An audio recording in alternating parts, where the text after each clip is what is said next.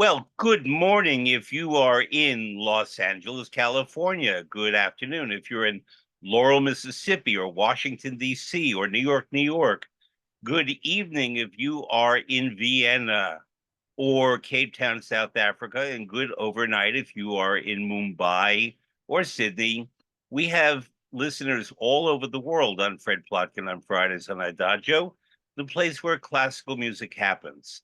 Adagio, as you know, is a video and audio streaming platform dedicated to supporting artists and to making opera and classical music available to music lovers all over the world. Today is for the broadcast is the 21st of February of 2025. It's being recorded on February 10th of 2025. The guest I have today, who you'll meet in a moment, is someone I've wanted to have on for a long time. I've known her for a long time, and we were able to find this time now to do this.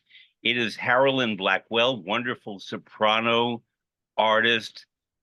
You were one of those artists, Harolyn, who you're going to have to deal with this, is known as beloved. Oh, And there are certain artists, you're one of them, the beloved Harolyn Blackwell. And oh, good. Oh, so just thank you. accept it. Thank There's you. nothing you can do about it at this point. So Okay. it's too late. Well, yeah, well, I have to say thank you, and I am honored and thrilled to know that. Yes, if you didn't, then you were living in a state of blissful ignorance, but beloved anyway. Um, Harolyn, I know when I first heard her, I'm not quite sure when we first met, but I first heard her on March 27th of 1983. And that was the day that you were competing and won in the Metropolitan Opera National Council finals. And Yeah. I was performance manager of the Met by then. And this was actually my first finals to work as opposed to attend. And as was my wont, I could go wherever I wanted in the theater. And I had heard good things about you, and you were the first person to step out on the stage. That's And right. so I decided, okay, I've never seen her, I've never heard her. I'm not going to stand in the wings. I'm going to go into the auditorium and actually hear her. And you sang an aria from by Despina, I believe, from Così fan tutte. And I remember all kinds of people who had their programs out circling your name. Hundreds of people pulling their pens out and circling. And I knew, okay, she's in. And they were not judges, but it was just so evident. Now, it's not that the judges always concur, but it was pretty clear. And then you Wow. sang, I believe, an aria by Blondchen, Blonde, from Right. the Abduction from the Seraglio, Right. also by Mozart. And so you won, and congratulations. Eugene Cohn conducted. Yeah. And but my question for you from that day was that I would have asked you then. It's very uncommon, if not completely impossible now, that someone would bring two arias by the same composer. And these were both Mozart arias, one early Mozart, one late Mozart. Do you recall 40 plus years on how you selected those two arias? Well, I had both of those roles I had performed or worked on in Chicago at the Chicago Lyric Opera, and they just fit me so perfectly.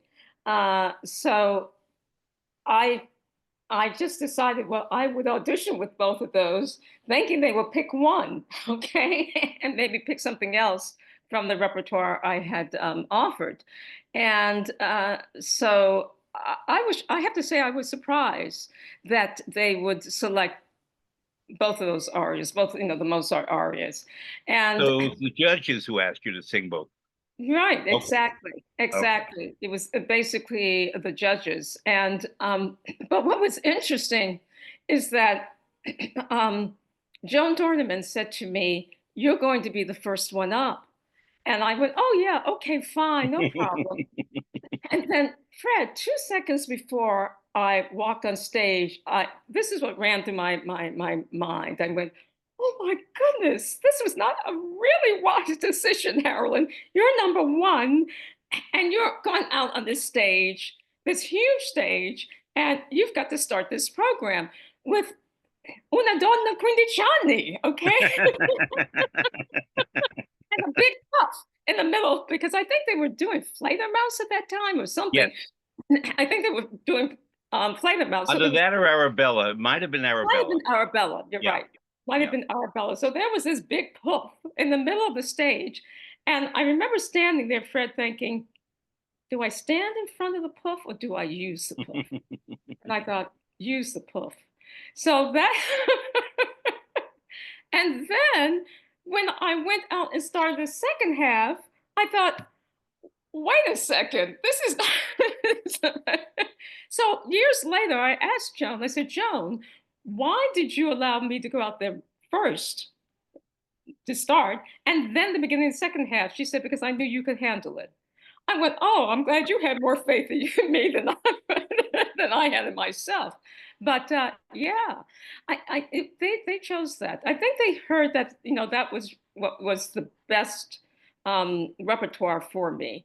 And ironically, I remember years ago when I was in college, I had an instructor said, Harolyn, why do you love to sing Mozart? And I said, because it just feels so good and so right in my voice. And so, ironically, how many years later to be opening the Met competition that year with Mozart. And I'm going to tell Mozart's always listeners a been. bit about how this particular competition works. There are many other competitions. I've been a judge once at the Met competition and numerous times in other places. Typically, the verb is to bring. You ask a young singer or a competitor to bring 5 arias. Right. And she will bring or he will bring arias that show a range of diversity of language, of era, might be one Baroque, one contemporary. And sometimes the judges will say, you sing one that you prefer, and then you bring your best one. And Exactly. then the judges will confer and say, okay, she was very good in the Mozart. Let's see what she does with Massenet. Right. Let's see what she does with Benjamin Britten, and whatever it could be, just to hear diversity. Right. Um, but now in the Met competition for maybe a decade, I don't think I've ever heard a singer do the same composer twice. Wow. And even back then, it was unusual, but it reflects an evolution of how these competitions work. Absolutely. Absolutely. I'm trying to think what else I had. I might have had the Ballo on there, Oscar, Oscar. Uh, I might have had uh, what English aria? I'm trying to think I would have had on there. I can't remember. It's 40 years ago, but yeah, you're right. It has changed in that respect. I'm not sure if that was the case then, but now definitely, definitely. I mean, I adjudicate the George London I competition. was about to ask you, I know that you do that. And given that we have date stamp today is November 10th, 2 days, sorry, February 10th, 2025, 2 days ago, the Met had an historic broadcast of Wagner's The Flying Dutch with Leonie Riesneck and George London, an amazing performance from 1960 that everyone claims to have been at. I was not there because I was 4 years old. Neither was I. Yeah, and you lived in Washington, so you have a good excuse. I lived near Lincoln Center. Um, but actually, no, that was the old Met. So I didn't live that close. And I was not taking the subway at 4 years old. But George London competition was run until very recently by his beautiful wife, Nora, who died recently at a very advanced age. And it is one of the great competitions, and many fine singers have come out from there. And they present recitals by Yes. singers, which is a wonderful additional element. You don't have to tell me secrets of how they do their judging unless you want to, but what I would like to know is what standards do you apply when you hear a singer in a competition? I think what's very important for me is the the vocal technique, good intonation, languages. What do you mean by intonation? Well, that they're singing in tune. Okay. That's what I Yeah, mean by intonation. it helps. Yes, just well, let's say for example, if you're singing "Je veux vivre," and that's difficult. That first melisma is very difficult to keep Mhm. in tune. If you lean in on a B flat when it's supposed to be a B natural when that orchestra comes in, it's not going to be No. be very good. So intonation is very important. As I said, good vocal technique, and communicate something. How do they use the text and communicate what the composer has on that page, and says something about that character? Because you can have all those other things, but the main thing at the end is that we have to communicate something about the character, honoring what the composer has on the page and in the score. And so those are the things I'm looking for. And and finally, the love of singing. Mm. The love of singing. I think sometimes we all get so caught up in sometimes in the technical aspect and other things that we forget to walk out on that stage and say, I love to sing and I have something to say. Yeah. So that's what I'm looking for. I mean, and I think most of us at the end of the day, it's about communication. What do you have to I say about the I script? was a judge. I've been a judge numerous times, but I was on the judge in a particular competition I won't name, with two outstanding American opera singers as the other Mhm. two judges. So I came from the production and managerial side. They come from actually being singers. And we heard some very fine voices, and we heard some not so good singers with good voices and not so good voices. And there was a whole mix. Right. And we were supposed to move three singers on to the next stage, next Mhm. level. And we agreed on two of them, but did not agree on the third. The third one that these two singers wanted to move forward, and he went forward, was a conventionally handsome tenor from Oklahoma who they Mhm. thought could be cast in a lot of things right away. Mm. I was more impressed with a very young, very raw in terms of her presentation, but spectacularly talented soprano from Mississippi who had Mhm. never sung in a competition before.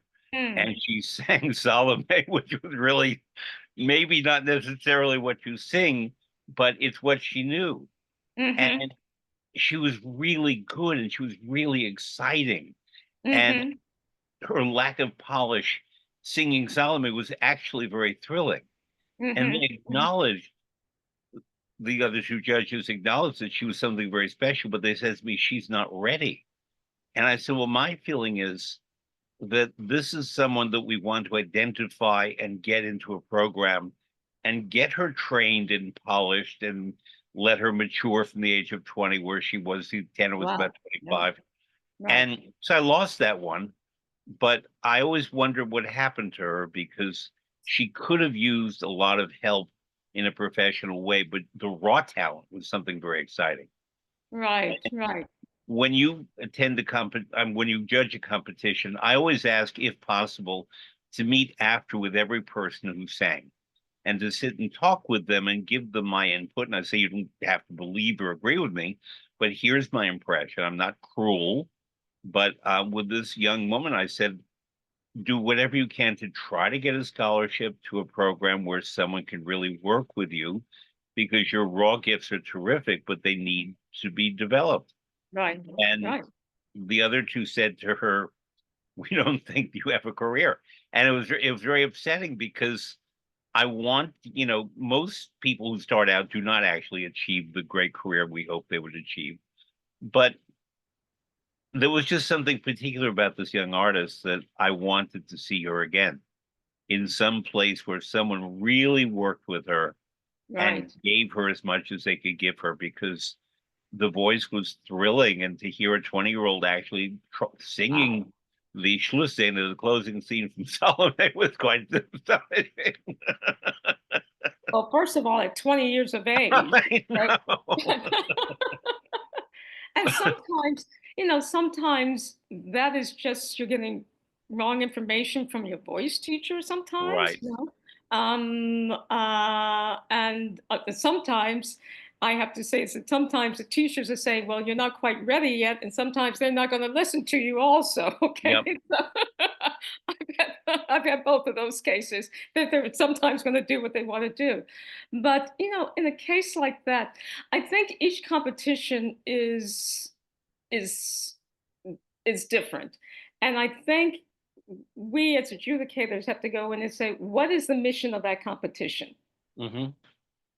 And um, and that's something that when I do competitions, I have to keep in mind when I have that very hard decision to make. I always go back and say, what is the mission of the competition? Yep. What is this to help a young singer who we see that has this possibility to grow? And listen, they may not get the big prize, but we want to encourage them. Hmm. And we want to say to them, come back. Or do we want something that's really basically there, that's a finished product that we know is going to go out there and start having a career or really starting to have a career? So, for me personally, that's when I have that very difficult decision to make, I have to go back and say, what's the mission? What's the mission of this competition? And Hmm. then that helps me in my decision. Because sometimes, as you said, it's just a young, raw talent that just needs that little push. And that little push to say, we believe in you, but this is the work that you have to do. And I always tell people, I said, you may not win this competition. Okay.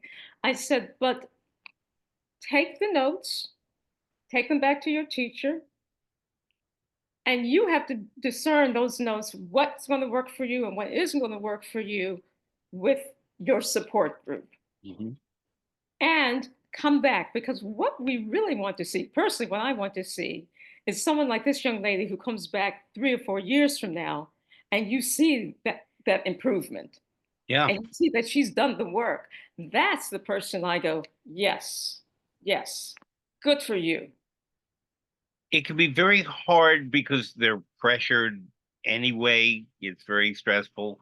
Um, a lot of times they're wearing borrowed clothing because not every person who sets out on a singing career is independently wealthy. Right, And they, especially young men, I've noticed, young women may wear clothing that doesn't quite fit right, but they can sing in it. Whereas young men often wear clothing where the shoulders are too tight, the waist are too tight, the pants cuffs are too short. And I just want to gently work with them and say, it's not you, it's your tailor, or it's the person, because it is. But these little details really matter.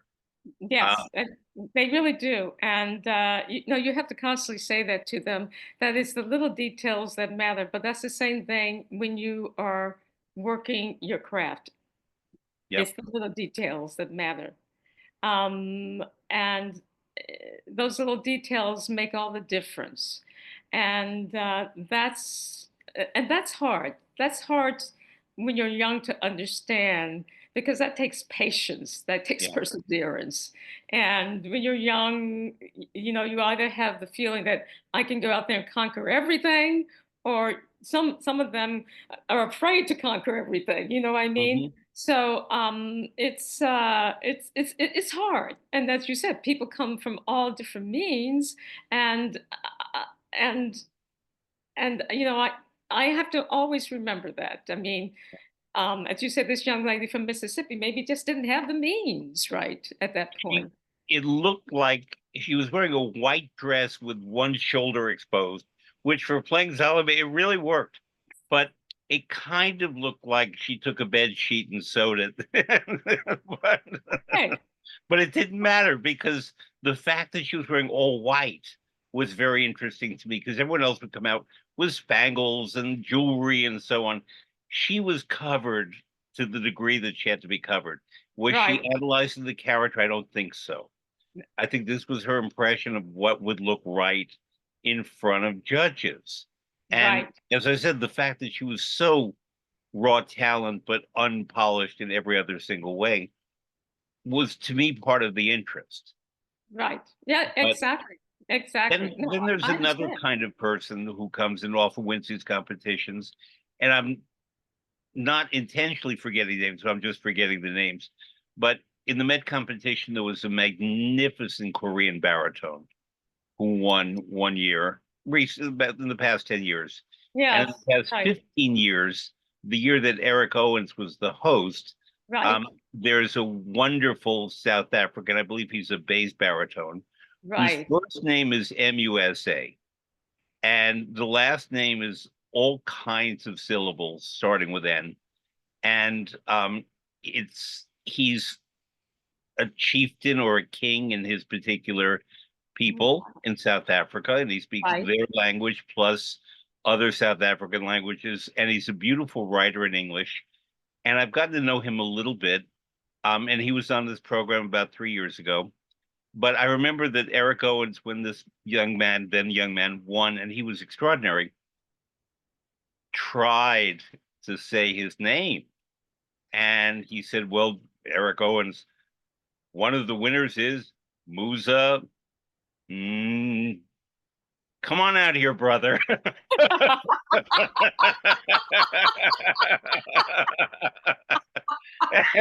not going to even try. And the reason I mentioned these two is very particular reasons. They were extraordinary, and everyone knew the second they opened their mouths that they were just really special. The Right. Korean genuinely didn't know what he was singing about in Italian and in Russian. I just knew that he did not have a clue. But the beauty, you can pick your baritone, maybe Dmitry Vorostovsky, who knew what he was singing about. That kind of beautiful breath control and suave sound. And this Korean baritone had it all. Musa had an arresting stage presence. He knew what he was singing about, but it was all about the sound at that point. Now he's a good actor, but he was not delivering anything dramatic. It was purely beautiful singing, and he knew what he was singing about. And, you know, I heard a term recently about a particular vocal coach, and I will not name the vocal coach, who has produced a lot of great stars. And someone disparagingly said about this coach's singers that they're all show ponies. In other words, that they're very good at winning competitions and making an impression and so on, but that artistically they leave you cold or dry or whatever. I'm not agreeing or disagreeing, but I Mhm. frankly now, when I see a student that this person teaches, think of that concept of show ponies. And there are, as in every profession, in opera as well, there are show ponies. Exactly, Yeah, exactly. And but you know, I'd say that's what makes this interesting. That yeah, really, obviously, you think about this business, we have a little bit of everything. And and you know, there's something to say. You know, some people get there and it's just surely about the voice, okay? Um, but I think that's what's so interesting about the art form or in the art form is all of us are moved in different ways. yeah, And what works for me, what my criteria is that moves me, is totally different from someone else. So, yeah, I mean, that's quite an interesting statement. Yes, that's I've seen that. I've seen that, and I've yeah. seen that on, I've seen that in the theater world, and I've seen it Hmm. on the opera stage, Yeah, and and again, the criteria that works for me, I may have a friend who's right next to me says, "Wow, that's just absolutely blows me away," and I'm sitting there and I'm going, "Well, it doesn't quite blow me away," yeah, and yeah, she says, "Why?" I said, it's a great show, but it's not saying anything to me. That's me personally. And so, but that's what makes this business so, I think, fascinating, interesting, and why yeah, we have these discussions, yeah, and why someone was saying something about, you know, let's talk about the callus, right? yeah, yeah, Okay. And there's a good example. You know, you have those going, well, yes, but callus was totally different from Vivaldi. And so that's what makes this, as I said, very interesting. that we have all of these individuals who, and I think the bottom thing is, are you respecting the art form? You know, honestly have to say to my kids, they come there and I see this, they come in and Kids they, meaning students. oh, the students, yes, my kids, yeah, my students, I'm going, I my know. kids, I call them kids too, but I know what I you mean. know, my students, I'm sorry, thank you for correcting me. My Because you've had students, about 150 kids. yes, yes, I tell everyone I have about 20, 21, 22 per week. And then some days I'm playing mommy, some days I'm playing psychiatrist, some days That's I'm true. playing voice teacher, and Mhm. some days it's all of it combined in Yeah. one. But I do love it. I do love it. But you know, I see them. They come in and they're there and they're just singing their hearts out, and I have to go back and say, well, what is the character saying at this point? why is why are you singing forte when I'm seeing a piano at the beginning of your Mhm. phrase? Where's the arc of the story? Yeah. Oh, but I just no. I said no. Let's go back to the text. Mhm. Let's figure out from the text and when the composer has written why that piano is there. Yep. And so I think again that goes back to the details, Fred. Mhm. And you know what? I'm to blame too. I did it myself until I had wonderful coaches and wonderful teachers who said to me, "No, that's not good enough. Mhm. You have to go back and do your homework and come back, and then let's discuss this and come back next week. Figure this out." Before I take you into the next topic, I just sort of something. I recently watched a master class of piano. It was not singing, it was a piano master class, and not Hmm. piano as a musical collaborator to singing. It was just piano. Oh, It was great. Liszt, and it's not my world. It's my world because it's music, but it's not my area because I work in opera.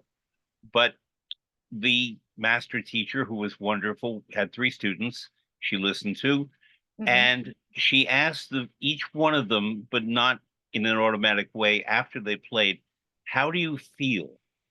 Mm. And the first pianist, a young man who played Liszt, said, exhausted. And the second was a young woman, said, I didn't give enough. And the Mm. third one said, I feel pretty good. And she hesitated because the other two expressed, more negative expressions. And she said, I feel pretty good. And the teacher said to each one of them, yes, you are all correct. Because what the teacher, wanted them to experience was an awareness of the act of making music. Right, And that the first one playing Liszt, which was just a musical slaughter, basically. right, right, He was right, very right. good. He was excellent. I can tell you what the music was. It was a transcription by Liszt of the Uh-huh. wonderful song by Schubert Erlkönig, which has three characters. Mm. And my father and the son and the devil and the little boy is dying and they're trying to get him food. It's a whole opera in about 4 minutes. Right, right. The pianist had to play all three voices plus what Schubert wrote, but in a Lisztian way with a big extension of his hands. And the young man Right. had good sized hands, but not what Liszt had. And then the teacher, a woman with smaller hands, sat down and she played it. And she's a fantastic artist, but she showed him how not to be exhausted. And then with the second one, she said, I want to show you how to give more, Mm. because the young woman who was playing was technically very talented, but she had not connected her soul to what she was Right, playing. And right.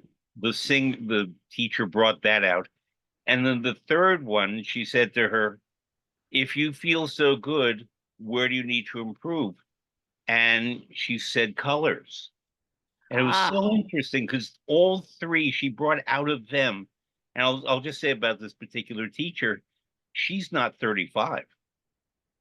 She is that prodigious that she's able to do this, but right. not every teacher can do that at 35. But Wow. it was such Right. a good question, and I wrote it down. How do you feel?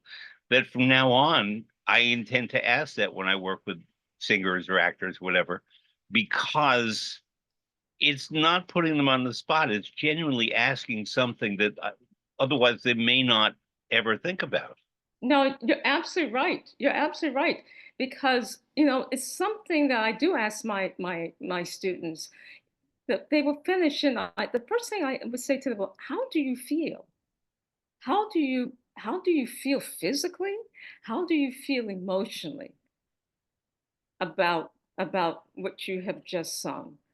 And some of them just there's nothing there. And others will say, I'm tired, Miss Blackwell. I said, okay, let's address this. What is it that's causing you to be tired, or physically or emotionally? And it's interesting. It's something that Flick has said. That is that fine line as an artist that do you become so emotionally involved that it affects the other things. So it's this balance of it's always a balance. It's always a balance, Fred, and but that is something. Yeah, I do address that because there's something since this art form. I mean, we're like athletes. You have to feel this, the physicality of it. And when I explain to them, I say, "You're like an athlete out Mhm. there when you're performing." They kind of look at me like, "What?" I said, "Yeah, because you're using your body. You're using your body, but that's helping you to express your soul." Yeah. You It's mentioned so Flick. I want listeners to know you meant Frederica von Stade, the yes, wonderful mezzo, who has been on yes. the program, the only guest I've had twice. Okay. Yes, when I looked at the YouTube clip and I thought, wow, she's the lucky one. Thank you. Um, but you triggered a memory in my head. I had the great privilege when I worked at the Met and for many years after, James Levine would give me 1 hour a month to come and Oh, just ask him questions about whatever was on my mind, because he knew I would not abuse the privilege. And, I would come in one time and talk about Mozart's 40th Symphony, another time about Verdi's Simone Boccanegra.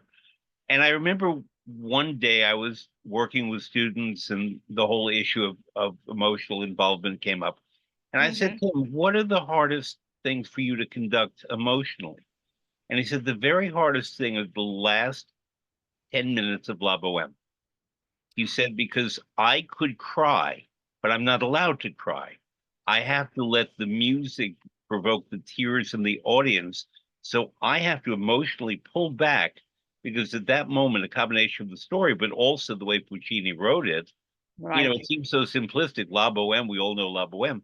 But yes, that is absolutely, I'm getting goosebumps as I Yeah, think about it As you, because as, I've as you heard talk about, certain artists, Teresa Stratas, for example, singing Me, Jose Carreras as Rodolfo. Um, the last few minutes, Placido Domingo in it, his yeah, Mimi as he cries at the end was just penetrated the whole theater. Luciano Pavarotti for his involvement with it was Granada Scotto, Morella Frania, whoever he was singing with, the emotional involvement was huge there. But also Jerry Hadley, you name it, just about yeah, every Matthew Polenzani, all these young tenors and not so young tenors, Joseph Calea, he's youngish. Um, but there are certain people, Roberto Alagna was a wonderful example of someone who really made that moment work as a tenor. hmm When, yes, we're focusing on her dying, Eileen Perez recently was just wonderful at it. But we I give myself over. I become an audience member for those 10 minutes Oh, rather than an opera worker, and I just let it work on and me. just let it Yeah, just wash over you. yeah. You know, it's funny. I had not been to the Bohème in that production almost, I say, 20 years. And Frank came to town, and I said, Bohème. She'd never been to an opera. So I said, let's go see the Bohème.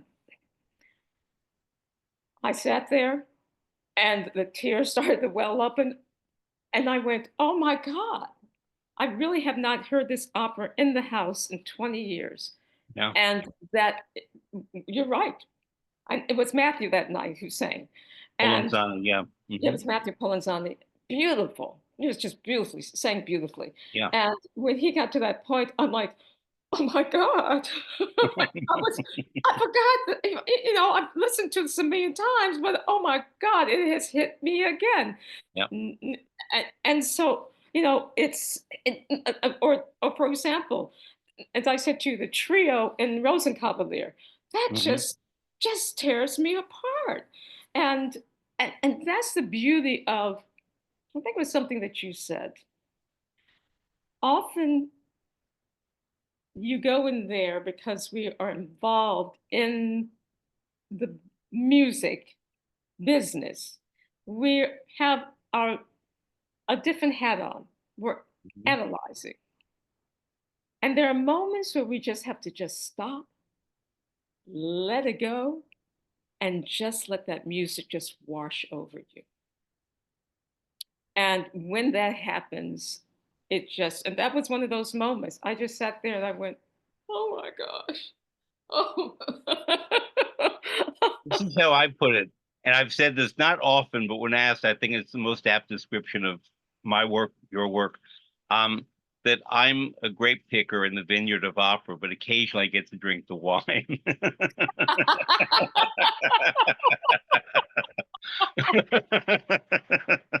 And, you know, and it's in a way, those are the moments, in a way, it takes me back to when I first started. I remember going to my first opera that I saw was the third act of Lucia. And it was just by Yeah. sheer accident.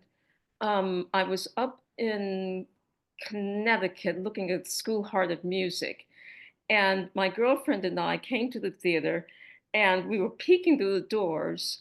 And the usher said to us, young ladies, might I help you? Well, we were so shocked, we just jumped up and then we both said, oh, we're going to leave. That's okay, we're going to leave. And he said, no, go in. Man. And so I sat down. It was the last act. It was Christina Dudicum. Hmm. And I sat there and I just went, oh my goodness. Just to have that sound washing over me, the orchestra, all of the music just washing over me. And it was that moment I walked out of there and I thought, I think this is what I want to do. I took a different route to get there, mind you. Yeah, we're gonna get to that. But you reminded me with Lucia. As I said, I first heard you March 27th of 83. In the fall of 82, we had Lucia at the Met with the young artists Joan Sutherland and Alfredo Kraus. She was 56, he was 55. And she, I I had heard her before in Norma, in Lucia, but as performance manager, I had the prerogative to be wherever I wanted to be. And I stood in the wings for the mad scene and often for the duet in Act One. And then I'd watch him at the end. Right. And, you know, the question I most asked, there were two, what is your favorite opera? And the other is, who was the best of the three tenors, Domingo Pavarotti or Carreras? I would say Alfredo Kraus, because it's true. And Domingo Pavarotti and Carreras have all said to me, yes, you're right. It is Alfredo Kraus. Glorious singer, not the most beautiful voice, but so elegant So and elegant. naturally elegant. There was no pretense. Um, Exactly. sings nobly. When he was 65, he could play the Duke of Mantua and be incredibly sexy without acting sexy. But Exactly. you could just understand how all the women would fall for him. He says, "Studente sono." I'm a student. He's 65 and has a gray mustache. It doesn't matter. It's Alfredo Kraus. And that is artistry of the first order. So I would stand in the wings and just watch these artists work. Yeah. And it was breathtaking. And, Sutherland at 56, I'm not comparing her to Nadine Sierra at 32 or someone else in their 30s or 40s singing Lucia. I don't make these comparisons at all. Nadine Sierra was a fabulous Lucia when I heard her recently, and there are other fabulous Lucias. And Natalie Dessay maybe vocally did not have every note that Sutherland had, but brought so much in other ways. Right. Sutherland was just remarkable. And I always tell people, they're not amplified. They're singing and acting and wearing costumes, and Sutherland's running around barefoot on the stage, covered in stage blood and so on. It is just an astonishing moment when you see that. And so maybe it's not it's not the last pages of Bohème, but it is pure technical achievement on Exactly. the highest level that maybe 100 humans in the world can do at that level, if we're lucky. Absolutely, absolutely. And I think that's what really struck me, that performance. And then afterwards, we went back to the hotel, and the elevator doors opened, and she was on the elevator. Oh, And I'm 18, 19, 18. And I'm just saying, thank you, thank you. That was just so beautiful. That was just so remarkable. I mean, I couldn't get the words out. And she was so kind and gracious. She said, thank you so much. I hope you have a great evening. And I never forgot that. I mean, I was just this kid. She didn't know who I was, but she was yep. so kind and gracious. And it's something that always stuck with me. And I just thought, that's what's important, to always say thank you to to every audience member Yeah. for being there, and for going on this journey with all of us on this stage and in the orchestra pit. And I remember that so vividly, that just stuck with me. And but talking about Alfredo Kraus, Go right ahead. oh my gosh. The first time I worked with As Flip Alfredo. Wilson used to say, don't fight the feeling. Oh, I won't. I won't. I won't. First time I performed with Alfredo Kraus was the Chicago Lyric Opera, and the Tales of Hoffman, and Oh, it just so happened that I spoke the role of the muse, because usually it's sung, but in this production, in this edition, I had the opportunity to speak the role of the muse. Now, mind you, that was my Chicago Lyric Opera debut. mm, So it wasn't that I sang anything, and I think they only hired me because my voice could carry in that house. Okay, yeah. but it was great. So I had a chance to meet him maybe about 10 years later. I'm in Buenos Aires, and I am on stage with Alfredo Kraus singing Olympia. In He was Hoffman. 60 years of age. Yeah. On his 60th birthday, we were celebrating him because during one of the performances, I have to tell you, I just sat there and thought, oh my God, this is miraculous. This is some of the most beautiful singing. And as you Yeah. said, absolutely the character, no pretense, just there, just absolutely beautiful, incredible singing. So I do remember I was having a difficult time with one of the melismas in the aria. And he came up to me, he said, may I give you some advice? And my eyes got big and I went, yes, sir. He said, well, what about doing this and this and this? I said, yes, sir.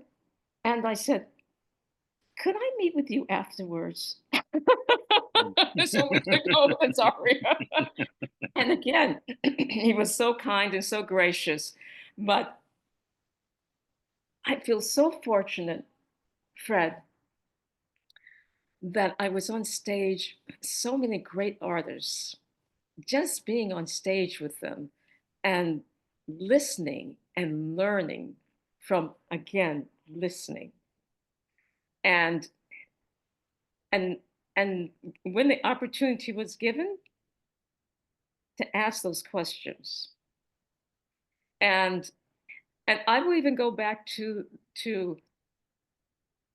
Paul Plishka, being on stage with Paul Plishka, being on stage with Loretta DiFranco.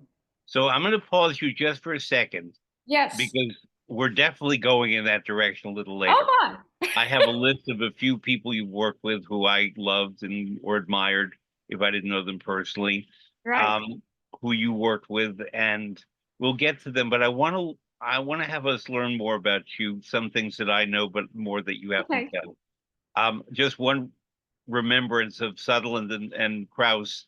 Right. One day they were sort of standing in the wings before singing the duet from Lucia, and she looked at him and she said in her flat Australian accent, "Hello, beauteous man." And he looked at me and said in Spanish, "What is she saying?" Que tú eres guapo. Oh, gracias. He kissed her hand. Oh, Alfredo. I don't want my husband to see. You were at the Met then when they did the Fille, La Fille de Régiment with Yes, Krauss. I got, Oh, well, number one, Pavarotti. I don't, I know many people in this profession. The very few who I refer to as friends who are close friends. Luciano was one of my close friends. I worked with him for 29 years. We did all kinds of stuff together. So anything that he was in, I mean, I was not in their original 1965 or 72, but when right. they revived it, I was in it. When I say in it, I mean with the production. I was Wow. not hearing. Wow. Um, but so yes, I can certainly talk about that. But Yeah. um, Okay. I want to go back a little bit to your beginnings Ooh, because um, many artists who we meet who come to the Metropolitan Opera in the United States come from rural areas, mhm. often the middle of the country or the American South or the Midwest, occasionally the Plains, sometimes New England, upstate New York. People think New York is entirely an urban center, but people like Renee Fleming and Stephanie Blythe are Uh-huh. from upstate New York, Right. which is a Right. different thing. Gregory Kundi is originally from Illinois. He lives in upstate New York.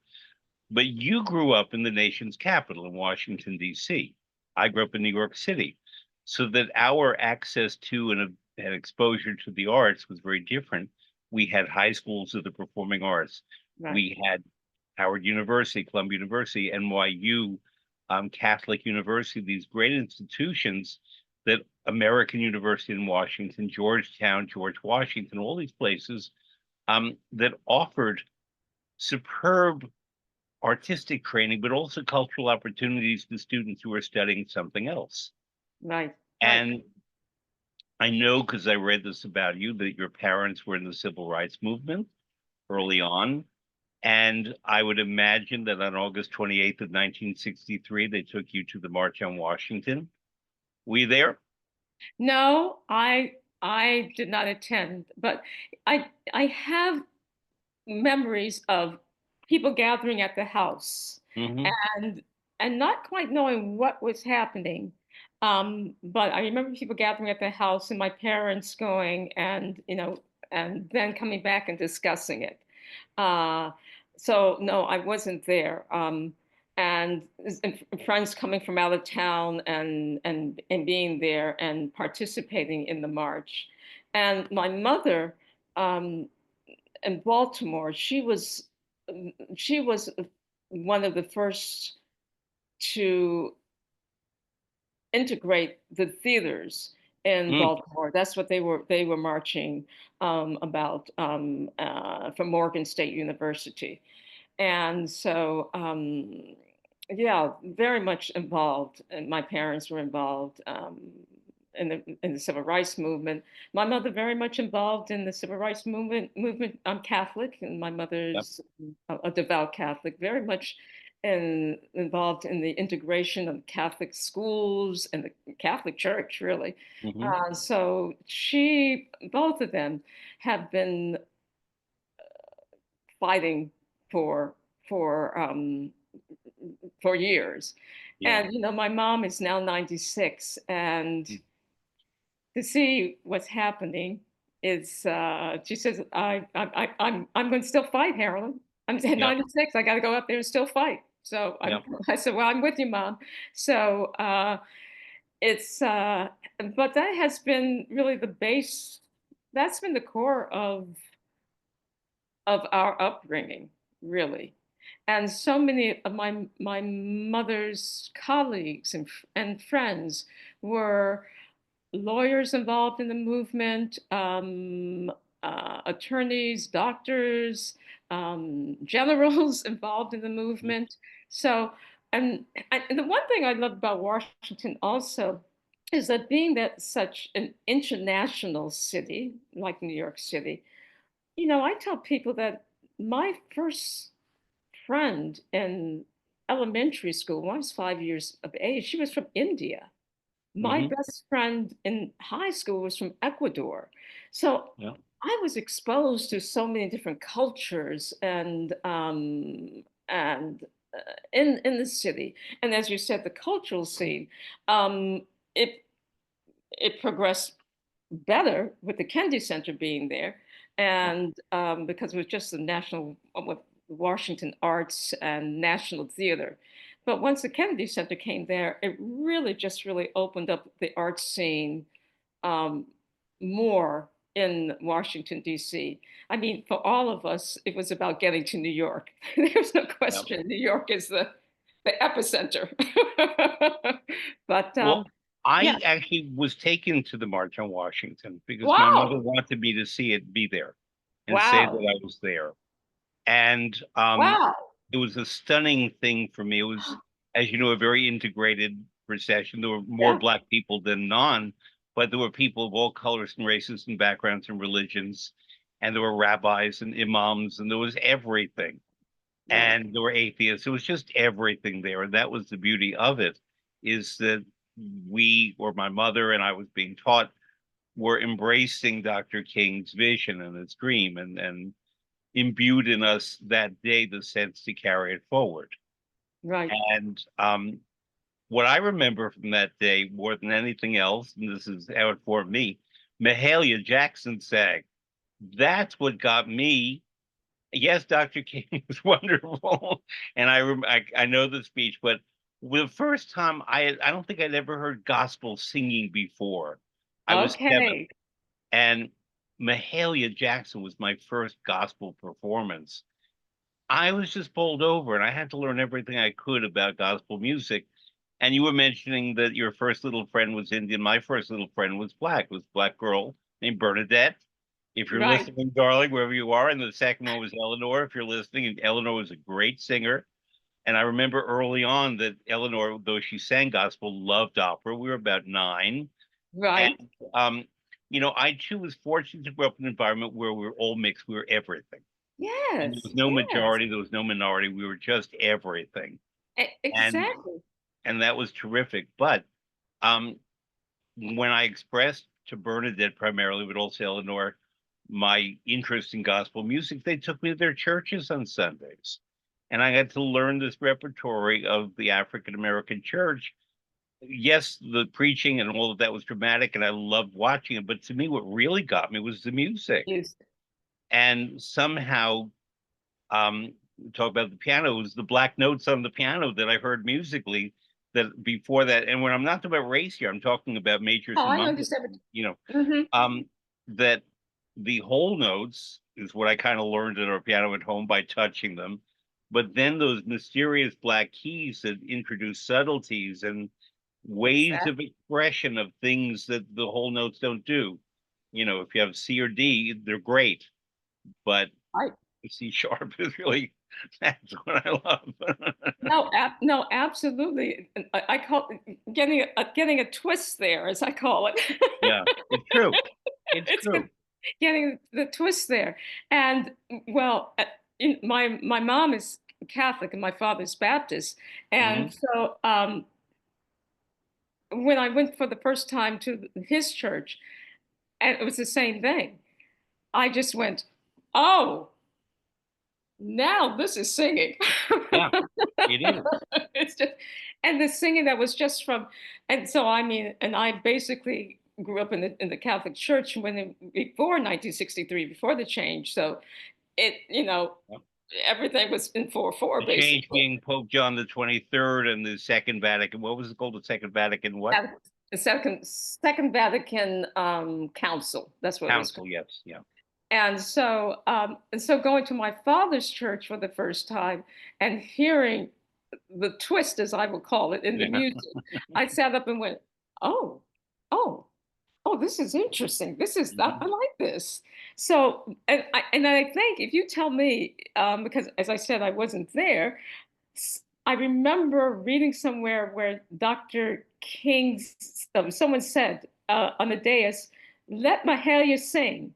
Bring Mahalia up here to sing." Mhm. Um, and I thought, oh my God! And I never heard her in person. Oh my God, to hear her in person, oh, that would be like Well, Joe Sutherland, like you know, I researched all of this after. I cannot ever claim that I knew it on the day, but I do know the following: that Martin Luther King was gradually finding his language, and he was working on the speech in other cities, especially Detroit.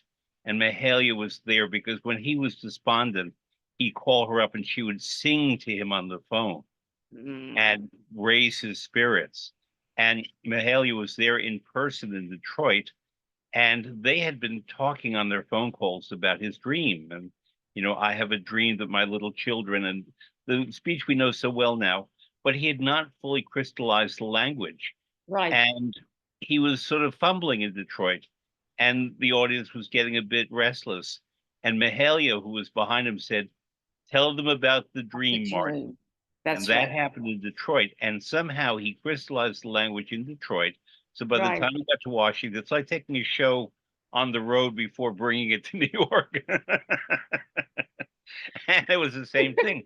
So she sang because it gave him security Yes. and presence and so on. Yeah. But then, she didn't have to say, tell them about the dream in Washington because they'd done that in Detroit. Okay. So Yeah, okay. So it's that's in simpler. Detroit. Yeah. Okay. All right. Because I So remember speaking reading of like, okay. magnificent people, I said today is February 10th. It's the 98th birthday of Leontine Price. Oh my goodness, that's right. Yes, to me that's a national holiday. Never mind everything else. Today's a national holiday. That's right. Today is her birthday. So Happy tell me of birthday. any interaction you would have had with Leontine Price in your career. Um, well, the first time I heard, of course, was at the Kennedy Center in a concert. And then in the beginning of my career, I had the opportunity to sing for a benefit concert. They were honoring her. And I have a wonderful picture of the two of us. And that's when I first met her in person. And of course it was the queen. it Yeah, was she is. it was the goddess. Yeah. And then throughout the years I would see her at different functions and what have you. And then I get to know her brother who just passed away. George. Yeah. And 19 19 for me, because I'd never heard Marian Anderson, so I only had recordings of Marian. But Leontine was the person who kind of opened the door, I feel, because I was the person I heard, it's the person I knew. We had some interaction, and even to this day, when we're talking about Leontine, I was just talking to a friend, and it was Kenneth Overton. I was talking to him the other day. I said we were talking about Leontine. And I said the Blue Album. And we all go, Yeah. yes, the Blue Album. The Blue Album. It's like the Beatles, the White Album, Leontine, the Blue Album, Exactly. which so many people say is the greatest recording of an opera singing and songs that they know. Yeah. Exactly. And so, I mean, that was our introduction to so many of us. our introduction um, as Black artists, as African Yeah. American artists, to the opera world, really. So so as I said, I had throughout my career, I've had the opportunity to sing for her, which is an immense an honor, and to get to know her not exceptionally well, but to know her, and so I feel very grateful and honored. And so I happy birthday, Yes, Miss Lansing. Price. I got to work with her a lot in the 1980s at the Met. She was Oh, the latter phases of her opera career, not her career. right, And because she wisely, I think, knowing her, said, I want to go out while I still sound beautiful and great and so on, although apparently she still does at the age of 98. But because, her famous advice to young singers was always use the interest, never the principle. In other words, do not tax your voice in ways that would damage the voice because that's the principle. And the interest is what you sing with. And she was right, of absolutely. course. But she, I hope people understand what I'm about to say in the way that she expressed it. Mhm. She said to me, I understand that for Black people, especially young Black people, I'm a symbol and that I represent opportunity and possibility and all of that to them. But she said, I'm an American. And she and her brother, General Price, Mhm, took mhm, huge pride in being Americans in their service mhm, to their country. And mhm. there being a symbol not only for Black people, but for all Americans in terms of achievement, in terms of love of country, in terms of love of country, meaning not oppressing other people, Right, frankly, but right. bringing out the best of American values of diversity, equality, inclusion, all of that are values that we are all equal. And it's written in Exactly. our laws and it has to be practiced and promoted and safeguarded, I believe. And when she said to me, I want people to know that I want them to see me as an American first, Mhm, I mhm. respected that so much because, of course, she's a magnificent symbol and leader for Black people, but she shouldn't only be a leader for Black people because her example is for everyone and not just for Black people. Well, it's an example of excellence, Yep. and excellence doesn't have a color. Yeah. It's true. Is what I have to say. And I remember years ago I was doing a program in a particular city, and they were sending me to different schools and nursing homes and churches, and basically in the African American communities. And someone said to me afterwards, "How can we improve upon the program?" And I said, "The next time I come, I want you to send me to every community, because it's important that every community sees, experience this. That's what's important to me. Mhm. Again, the excellence. Yeah. Excellence is what is important. That is what we all strive for. So, as I said, that doesn't have a color, Speaking of excellence, when the Kennedy Center opened in 1971, right? they opened with a work by Leonard Bernstein, his famous mass that he wrote for it. And I know that he was very influential in my life as he was in so many people. I know he was very influential in your life. Would you talk Yes. about Leonard Bernstein and Harolyn Blackwell? Well, Leonard Bernstein, I was first introduced to Leonard Bernstein at 9 years of age Mm. when I went to see West Side Story, the movie. And Fred, I walked out of there and I said, one day I am going to do West Side Story. And ironically, every time I auditioned for Maria in Washington, D.C., the area, never had the opportunity. to perform the role. And finally, 1970s, that was 76? No, 1979. 1970, yeah, 1978, they were holding auditions. And I came up here to audition. Unbeknownst to me, Lenny was in the audience, and they asked me to sing somewhere, and so I got the chance to work with him in West Side Story, and that opportunity to work with Bernstein opened up the next door, because one day he said to me, "The next thing you should learn how to sing is the Mahler Fourth Symphony." The Mahler Fourth, yeah. And I went, "Oh, okay." Didn't know anything about Mahler, didn't know the Mahler Fourth Symphony. And lo and behold, I think a year later, that I sang the Mahler Fourth Symphony. So I would say that in many respects, it's because of Leonard Bernstein my career started.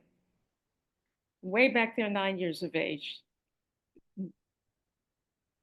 I had never experienced a work that combined everything with the music, with the dance, with the acting, and singing, and I just walked out there and said, "That's what I want to do."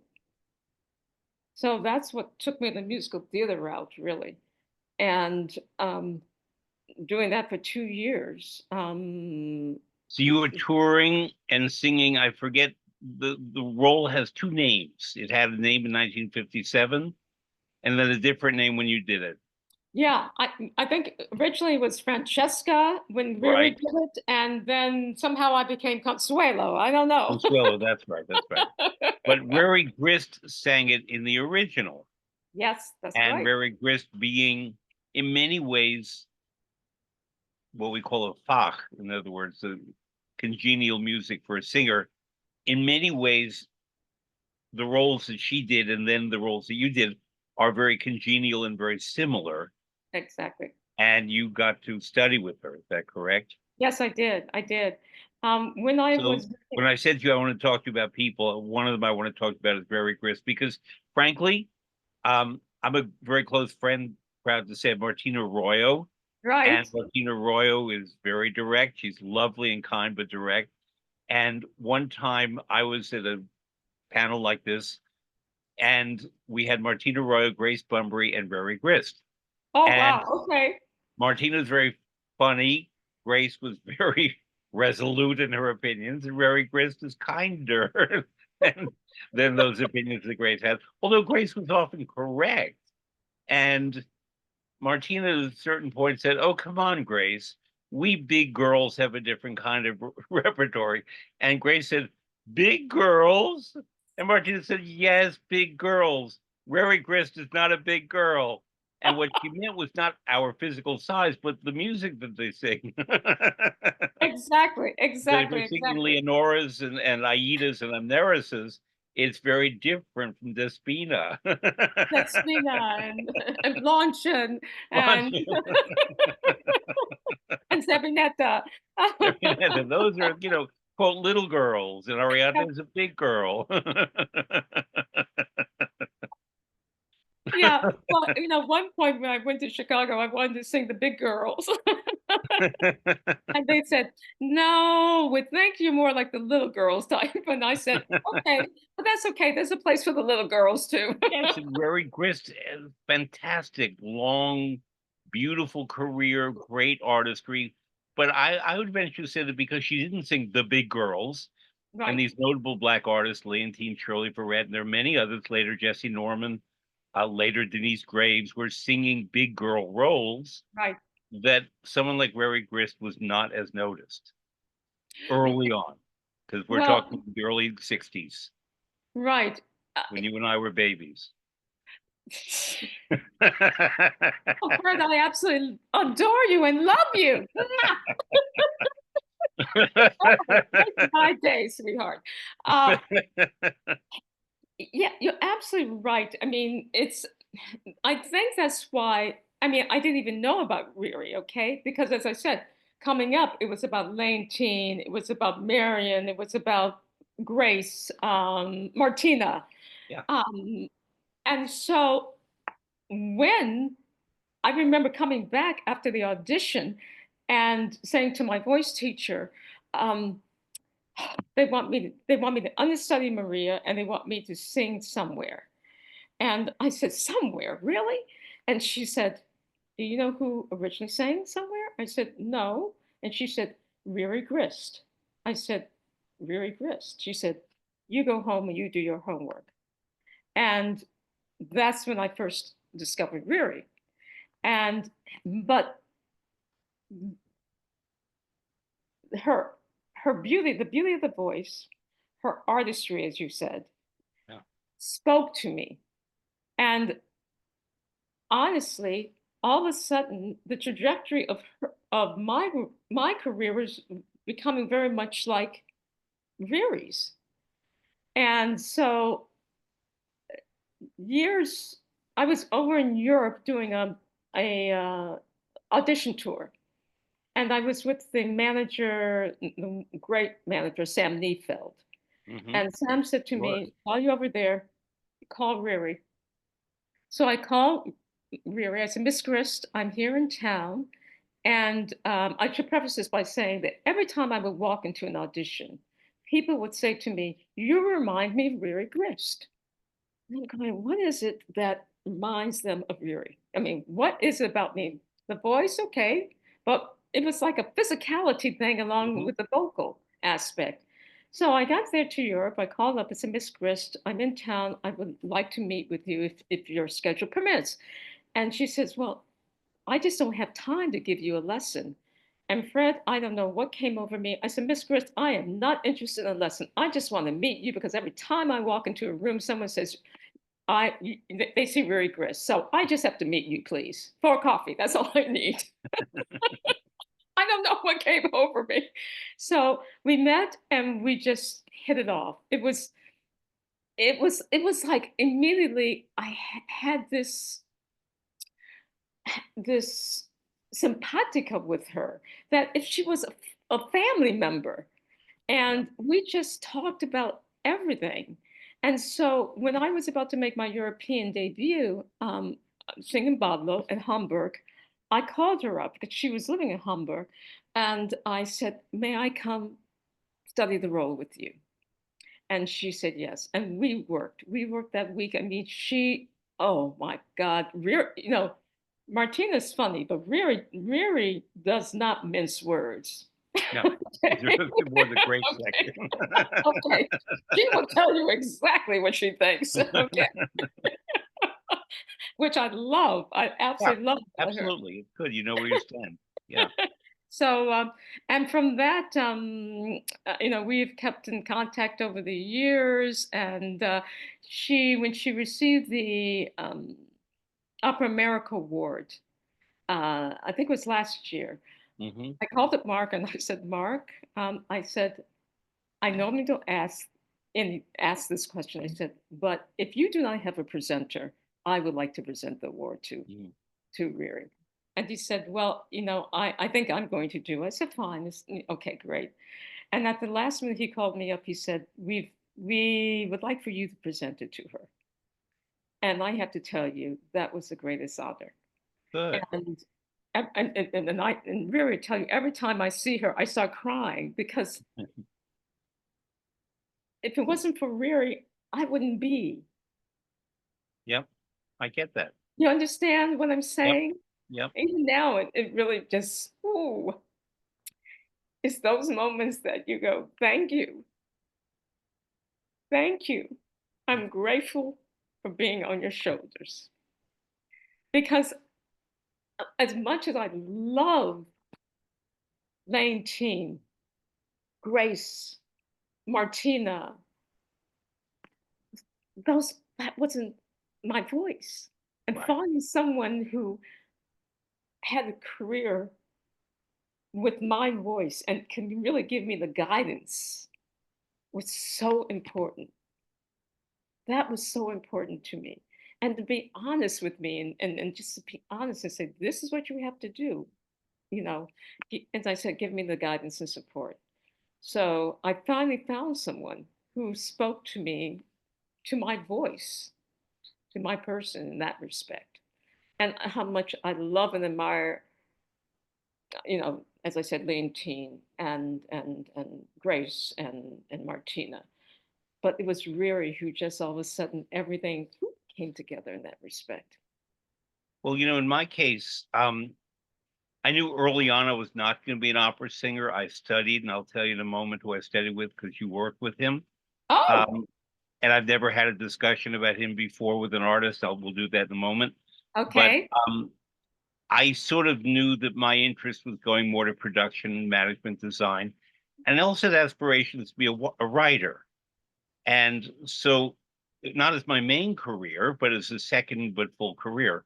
Right. And there were a couple of writers who I really admired, and I met both of them. One of them was named William Weaver, and William Weaver was a translator from English to Italian and Italian to English of novels and fiction, but also he was very knowledgeable about opera. And I learned a lot about opera early on from him, especially about Italian opera. So Right. that was still more my opera work. Pardon me? I'm sorry, did he write a book on Verdi? Yes, I remember that book, it's a wonderful book. a wonderful book. I studied in college. I Yeah, remember that book. yeah. I still have that book somewhere in this apartment. Yeah, But all of a sudden I went that just William came back Weaver. to me. If you Yes. look at a lot of libretti that you may have from the 70s that were Met opera libretti, he did the translations one way or Wow, the other. no, but I have that Um, book. Yes. but the other was a writer about whom I've spoken before. She had a very long journey that right now I hate to say she would be reviled in America. Her name was Jan Morris. And I love travel more than just about anything else. And Jan Morris, to me, was the greatest travel writer of all. And the reason that she would be Oh. reviled is the following. She was born in Wales as James Morris. Hmm. And she's the person who, or he, I should say for then, James Morris, climbed Mount Everest with Sir Edmund Hillary. And Wow. what we know about the exploits of Sir Edmund Hillary, we know through James Morris. And Right. I early on took an interest in Venice for many reasons, but one being the first capital of opera. So I Right. studied Venetian history. My major in college was Venetian history because I Okay. feel we have to know history to be able to do what we do. And some of the best books were by James Morris. And every year as a kid, I went to the New York Public Library, and the librarian would always say to me, we're waiting, we're getting in the next James Morris book, and I put it aside for you. So I read everything he wrote until 1971. Right. And then there was no James Morris book, and James Morris was an incredibly prolific writer. And when I came back in 73, I went to the library otherwise, but the librarian said to me, Fred, I want to talk to you about something. I was a teenager. Hmm. And the librarian said to me, look, um, we have a book that just came in called Conundrum. It's by a writer called Jan Morris.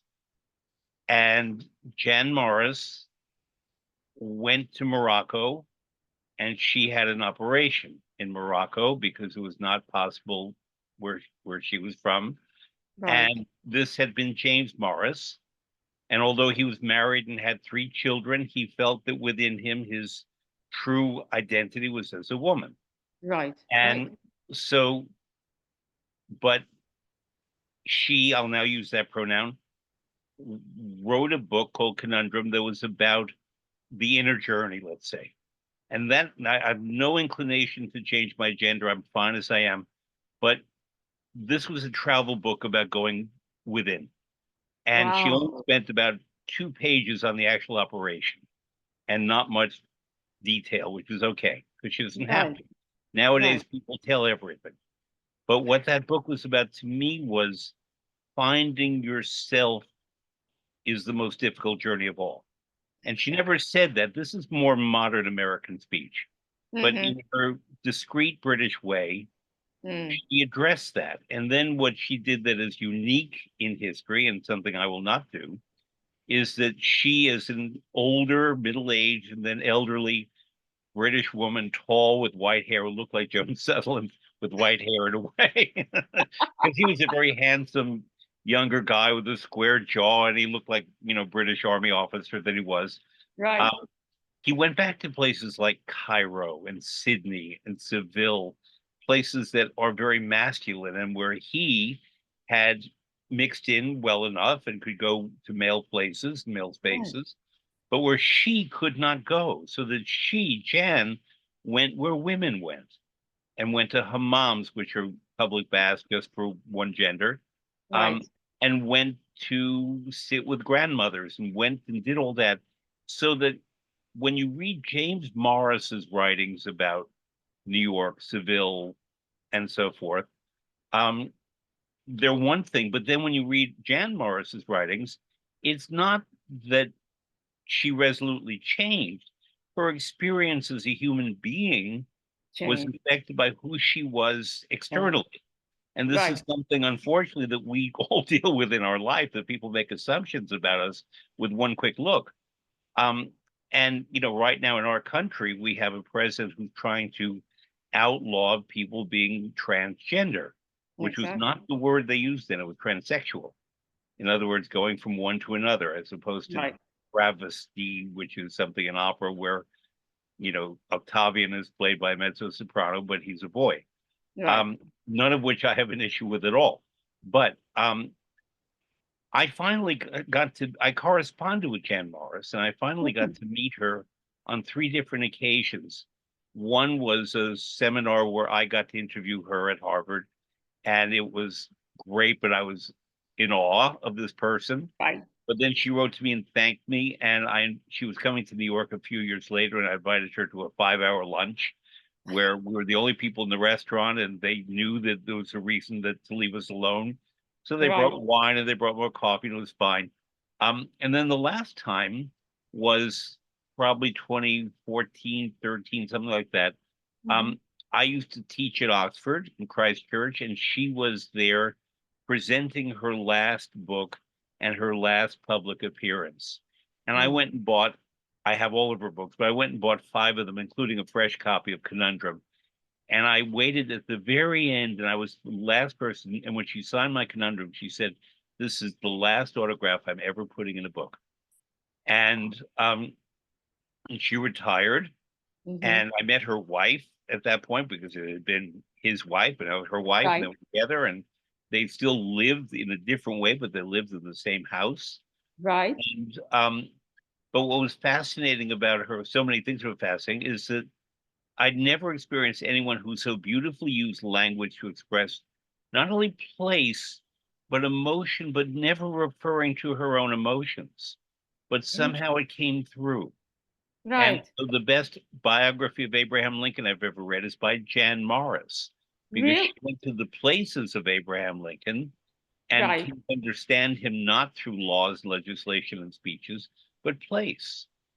And during the worst part of the pandemic, when I wasn't going out at all, I pulled out all my Jan Morrises and I Mhm. just read them. And I traveled with her and him because I still have my James books. James Morris. Oh, Yeah, but wow. I do wish, that the publisher had not, when they republished James's books, that they indicated that James had written them, even though within she may have been Jan, because the way Why the do you think world they saw did that? Jim's, pardon Why, me? why, why do you think that, and when they republished them, when was that? When was that? Well, certainly well after she had gender affirmation when she was a woman. Right. But she was a huge seller because she's admired throughout the world, and people love travel writing and other kinds of writing because her Lincoln biography was officially a biography, not a travel book. Right. But probably in the 21st century, probably around 2010, I'm not certain when, in more economical paperback editions. I have many of the hardcovers, but Mhm. she loved empires and he loved empires. So the Venetian Empire, the British Empire, the Soviet Empire, the Habsburgs, the Egyptian Empire, you name it. Mhm. And she wrote a lot about empire and its role in forming government and civilization and slavery and oppression and economics and agriculture and cuisine. And Mhm. that's what she wrote about. And her books just open worlds to me. And I had that renewed sensation again when I couldn't go anywhere during the pandemic, and I just would pick out one of her books and just read, and she'd take me to places that I couldn't go to because I was here in New York in my bedroom and Right. not wanting to get COVID and not, I'd take care of someone. I didn't want her to get sick. And Exactly. so And not that, knowing, and at that point, not even knowing that, you might be traveling again, right, really, Yeah, right. yeah, exactly. So I met her that last time and with her wife, Elizabeth, and we had tea in Oxford. Oh, I And love it. the next day, I was to do my second talk in Christchurch, and to be followed by a singer named Jesse Norman, who had just come out with her memoir. And there was to be a dinner for us after, and Right. it was a lovely dinner. And at a certain point, these very bright students came out. It would have been 2014 because it was a big anniversary year for Richard Strauss. Ah, Strauss, yes, you said. so, And the students came up and said, Miss Norman, Mr. Plotkin, would you consider doing an improvised masterclass now on Richard Strauss? Strauss? Would you like me to speak about Strauss? I said, yes, I can do that. Well, if you can, then I can. And it was what is known as a throwdown. It was midnight to 2:30 in the morning, and Jesse Norman and I were sitting and drinking coffee, and she was having sparkling water of some special brand. right. Um, and we improvised and taught Richard Strauss to these beautiful students at Oxford. And I so my love it. memory of those 2 days was Jan Morris and Jesse Norman back to back. And You were in then heaven. I was absolutely in heaven. Absolutely in heaven. Oh, Now I wow. know because you told me that Jesse Norman is one of your artist heroes. Yes. How come?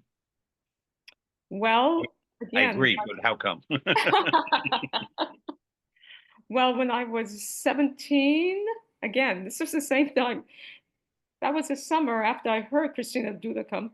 I was in Mexico City, and with my girlfriend, it was our last farewell trip before going off to college. And we went past the concert hall, and there was a picture of a poster of Jesse. Again, I didn't know Jesse, but it was this African American artist. And I said to my girlfriend, we're going to go tonight. And she said, no, we aren't. I said, oh, yes, we are. We're going. We get our tickets. We're sitting there.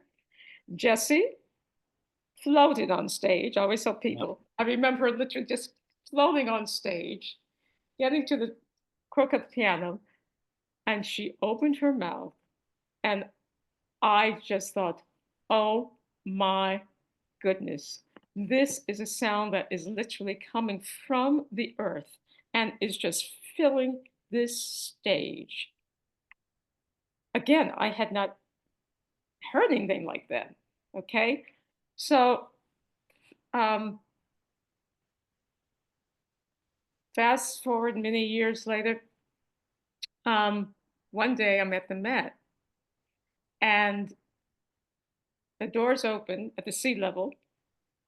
And who is standing there as I'm about to get on is Jesse Norman. For people who don't know, sea level is not about water. It's No, 3 levels below the stage. below the stage of the Metropolitan Opera. I'm sorry. Thank you. And so the doors open, and there is Jessie by herself. And I walk on, and I go, uh, Miss again. And she said, speechless, Miss Norman, hi, I'm Harolyn Blackwell. And she goes, yes, I know who you are. Oh. And I went, oh, okay. Well, it's just such an honor meeting you, and I'm just I'm just gushing all over the place. And then uh, Jesse and I would meet at the Kennedy Center Honors, and then the big turning point came when she did her 2 week um, symposium at Carnegie Hall on African American music, and it was stellar. and did everything. They presented concerts and, with gospel, jazz, classical, of course. I think even hip hop. And so the last performance was uh, a tribute. The last concert was a tribute to all of the African American singers who had performed on the Carnegie stage. And she asked me to represent Sister Jones. Wow. And again, I didn't know Sister Retta Jones, so I had to go do my research. Okay, That was the rare grist of exactly. back in the day. That it was the very regress of back in that day, right? And Elizabeth Greenfield and Sister Retta Jones are really the two, as I think all of us as African American women opera singers were saying, we really stand on their shoulders, those two women. And and and so I really got to know Jesse working on that project. I mean, working on the concert. And then years later, through a mutual friend, we were at a HBO film feature, and she came up to me and said, "You're Harolyn Blackwell." I said, "Yes." And she said, "I just met with Miss Norman, and we've been talking about Sister Retta Jones and the project that she's interested in." And I went, "Oh, okay."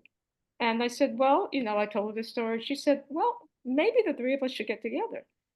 So the three of us we got together and we started talking about the project. Sister Retta Jones, initially called her by her name. Um, and that's when I really got to get to know Jesse. And I remember one day sitting there thinking, Fred, of the journey of the relationship, of knowing her as a young singer, experiencing her for the first time, and then sitting at her table and having a discussion about the project or the discussion about life. And again, how she touched my life in so many different ways, and has touched my life in so many ways. And so it's again a journey. And so we carried the project forward, working on the project, getting it forward, and to honor her, to honor Sister Retta, and to honor Jesse. So again, just very fortunate to have had this experience of being with both of these great artists. And If Martina, listeners go to Martina, YouTube and enter Fred Plotkin and then enter Mark Markham, Mark did nearly 300 performances with Jesse Norman, and Jesse's birthday was September 15th. And I don't recall if it was 2024, 2023, but Mark joined me and we spoke about his work first, but also we devote a lot of time to his working with Jesse Norman because she had not worked with anyone else 300 times. right, And right. therefore, this was a very close artistic relationship. How long were they together? Decade. How long? What did you say? How long ago? No, how long were Mark and Jesse? How long? I don't know, but I'm sure he mentioned that in the program, but a very Right. long time. She found him. He was a white Southerner from Northern Florida, and she identified him as her collaborator, basically. The way she identified you, and she had this habit. I mean that. No, right, exactly, I'm not exactly. being No, jokey here at all. no, She and I had a very interesting conversation about many things, but right. one was she published a memoir, which is part of why she was at Oxford that year. And I don't like to write book reviews or review opera people I know and work with and so on, but I felt moved to write a review of that because it had been very controversial and was considered pompous and attributed things to her that I just thought was stereotypes, and spoke about her size for part of her career. And I read it and I got a very different message out of the book. And I asked her about it, and she said, I'll only imitate her grandeur slightly. I'm very pleased that you noticed that because very few people have, and this is what I wrote. And what she wrote about was that although obviously she was a black person, that in her view, her struggle was not as a black person because she grew up in a middle class black family in Augusta, Georgia, or she said Augusta, um, in an environment of successful doctors and lawyers and teachers and so on. And therefore, there was a solid black community. Hmm. But it was as a girl and then as a woman that that Hmm. was her challenge because her brothers were encouraged to go into medicine and law, and she wanted to do medicine. She loved science. And Ah, they basically said, well, no, you're a girl, so you can teach or you can sing maybe.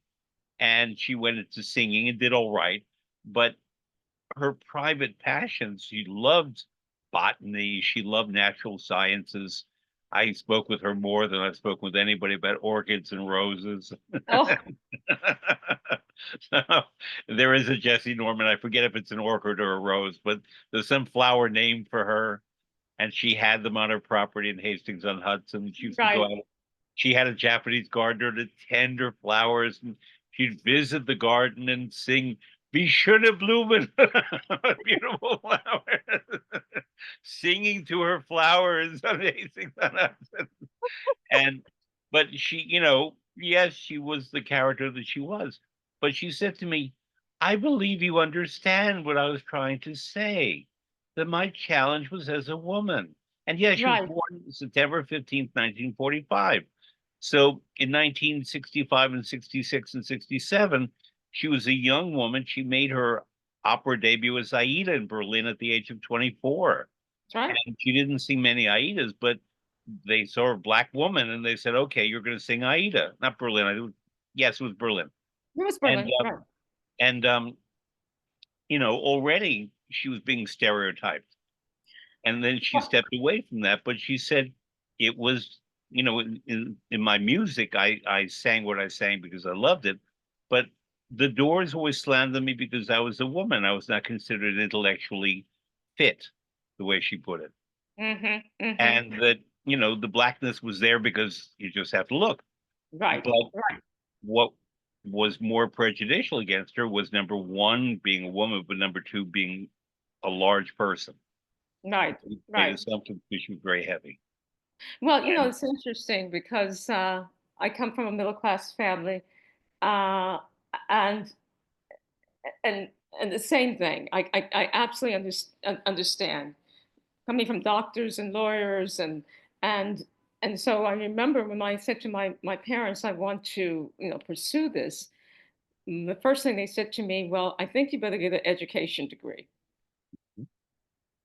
You have to have something to fall back on because they were all teachers, lawyers, as says doctors. So and me being the first one to pursue this, it was always we're there to love you and support you. And so, but be prepared in case you don't make this. And in some respects, that was good, but it was also kind of limiting too. yep. And I remember when I came home and I said to my mother, I said, okay, here's the deal. I taught for 1 year, and I said, I have got to go perform. I have to do this because I do not want to say at the end of my career, or at the end of my life rather, to say if I had. Hmm. And she said to me, how long? Fred, I do not know why, but I picked 10 years. I said, Hmm. "Mama, 10 years. The day I walked on that Metropolitan Opera stage, going back to what we started in the beginning, 1983, she came backstage and she said to me, 10 years. And I said, what are you talking about? She said, you told me 10 years. And it Wow. was exactly 10 years. I do not Good know. thing you won. I, absolutely, absolutely. Good thing I want. You're right.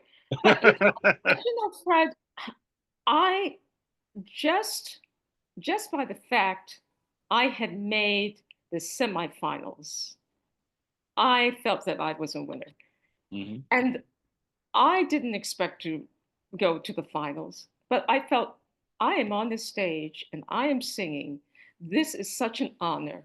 And if I don't make it past this, that's okay. I will be back. I will figure this out.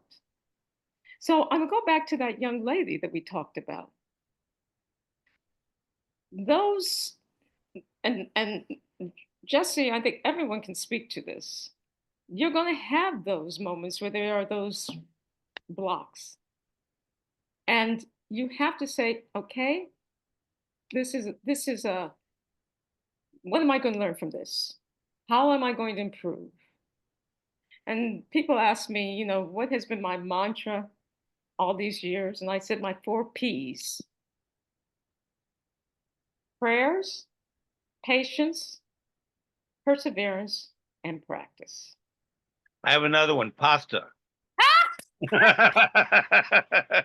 That supports the other 4. Okay, now I have 5 thanks to you. I've gone to 5. Thank you. Thank you, Fred. That's right. You do need the pasta. You absolutely need the pasta.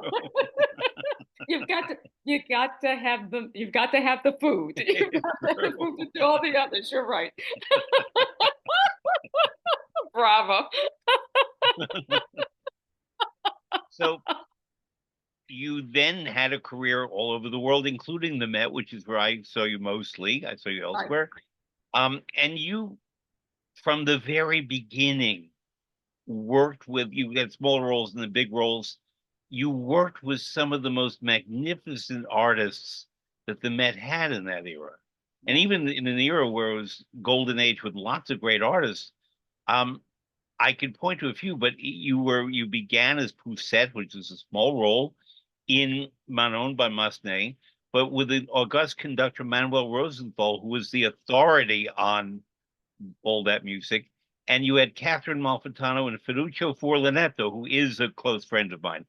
And I mean, 2 of the greats at the same time in the same cast.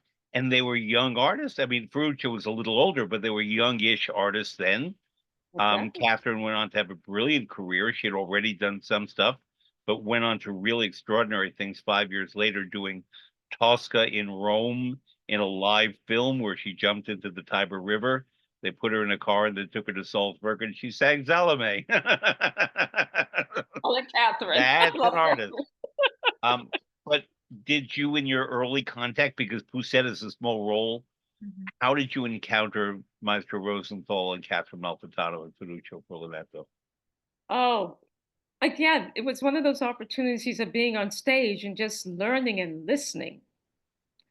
Just learning and listening. And everyone was, Maestro Rosenthal was really wonderful and very patient. Yeah. And Janine Rice. Mm-hmm. The great Janine Rice. R-E-I-S-S, yeah. Oh my God, one of the most brilliant French coaches I've ever worked with, and everyone. And Janine and I, day after day, we were in that practice room because French was not my first language. It was not my easiest language. And we were there day after day after day after day. And working with Janine and Maestro Rosenthal, again, I was pinching myself. I just couldn't believe I was on stage working with these great artists.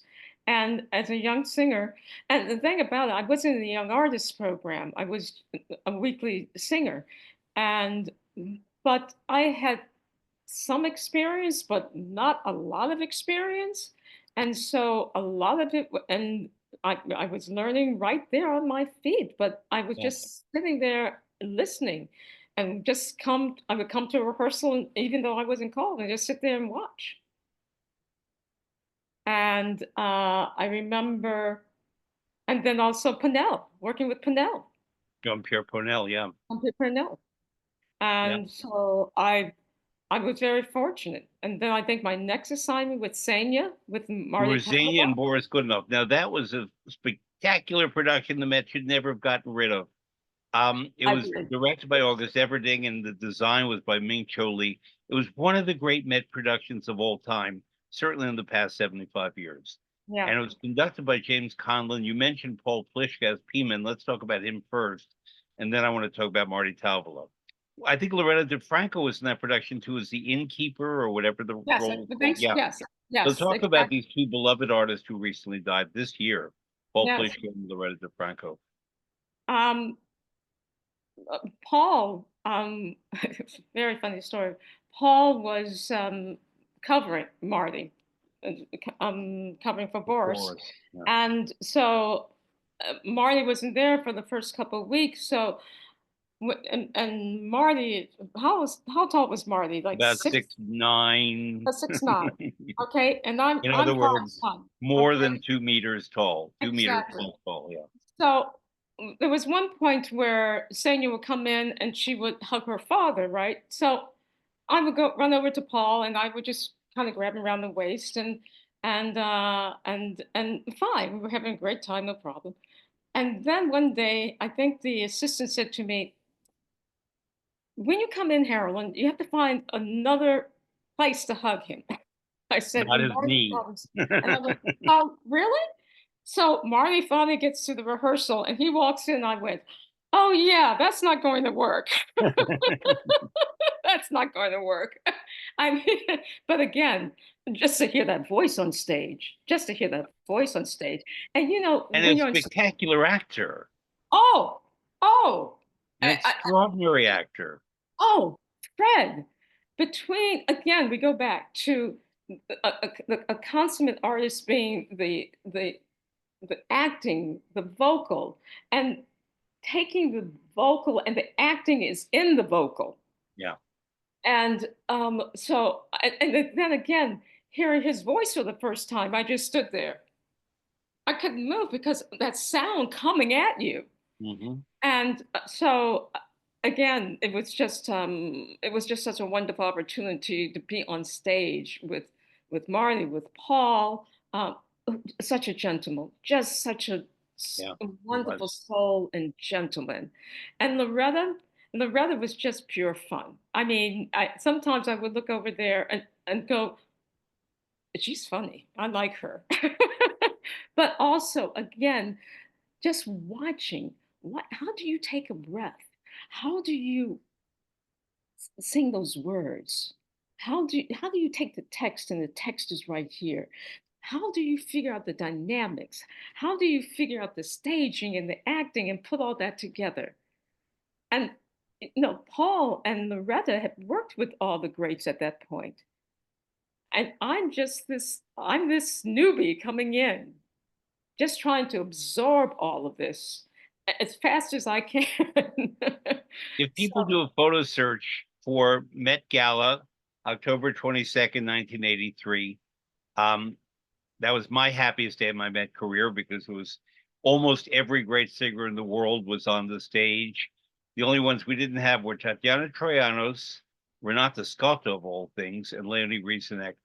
But almost everybody else was there. The four tenors, Alfredo was there and sang with Catherine Malfitano and Caballé and Sutherland, and everybody showed up. And Frederica Bernstein replaced Troyanos in the Rosenkavalier trio, and it was everybody was there, and it was a glorious day. But then there was a stage picture at the end in which all the artists were on the stage, and you right. had everyone. But I noticed that James Levine pulled Loretta DeFranco from sort of the side and Mhm. placed her between him and Birgit Nielsen to Wow. indicate the degree, although she was not known to the public, how valuable an artist she was. And she told me that that was just the greatest feeling because that made her understand what she meant to the company. The fact that Exactly. she would be placed right down front, Zika Milanov was behind. Loretta DeFranco was in Loretta, front. yes. And, as it should have been, frankly. And if people go to YouTube again, I teach at NYU in the Italian department, and I did a master class with Loretta, where we had a young Oh, come, and I wanted people to see how master classes work right. from me more the dramatic side and her the more musical side. And she was just wonderful person, and she's much missed. Again, supportive and just and Yeah, a consummate artist, and generous, yeah. and So when she passed away, and Craig asked me, said, "Would you Craig sing at the Rutenberg, yep, funeral?" Craig Rutenberg. I was said, on the show last year. Yeah. I said, I am there. I am there because I think people, we talk about the stars, but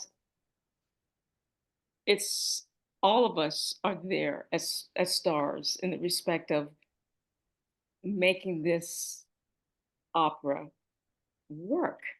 Mhm. Everything comes together. I have to tell my students when they say, "Well, I only have two lines to sing, Miss Blackwell." I say those two lines are important because the composer put those Roast? two lines there. The librettist put No. those two lines there for a reason.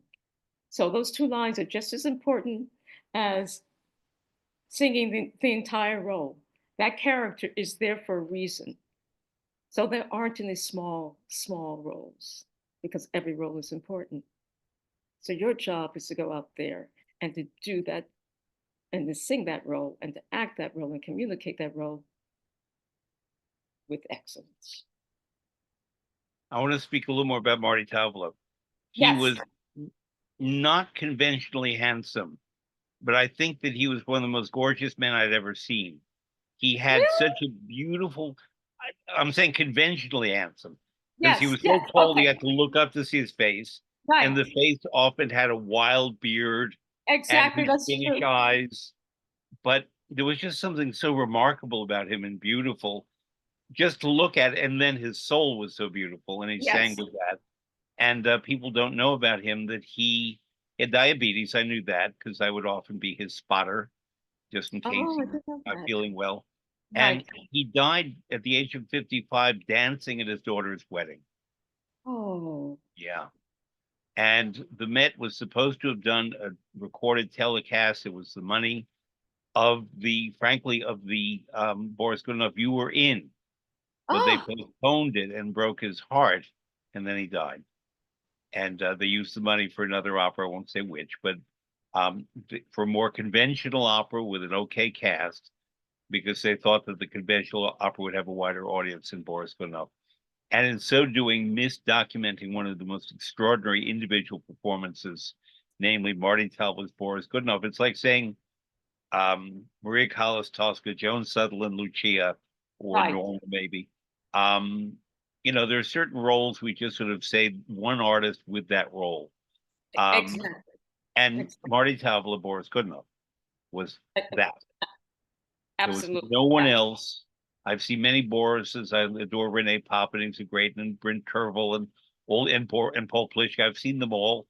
It's one of Mhm. my favorite operas, and I loved them all in it. But no one could touch what Marty Talbot did with that role, and it was a real shame that we never got it documented. Oh, it's funny. I just assumed that.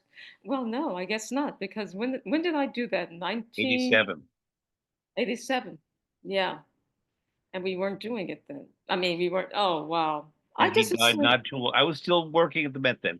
He died because he came into my office, which was difficult because he had to bend down Oh, to get into the threshold to get into my office. And he sat down, and he was not a complainer. He was very stoic, Finn. But he said, I think they're making a mistake. And he was not speaking about himself, but he just knew that the standard repertory opera that they'd presented many times were doing in that day instead of Boris Godunov would be forgotten. And it is forgotten, this particular performance, because there were better ones of that opera, right, um, a French opera. And therefore, we missed out. But Boris is a long opera when it's done with all of its scenes and it's in Russian. And right. they just thought, nah.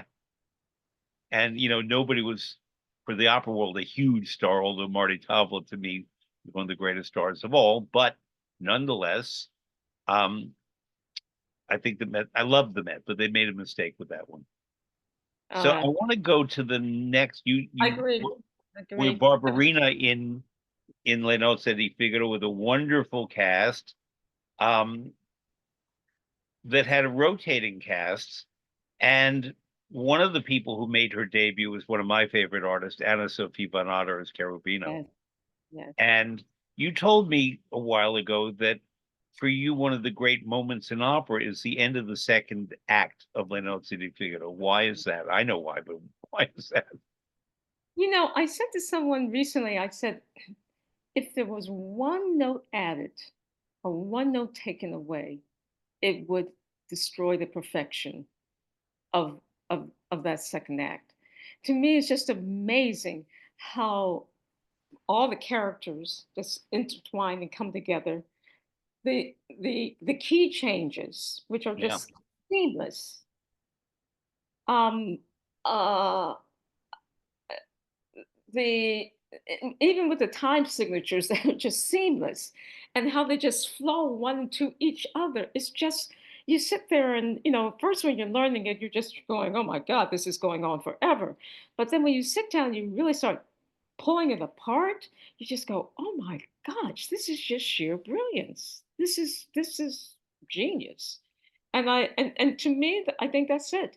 In the respect of if one note was added or one note taken away, it would just lose the essence of what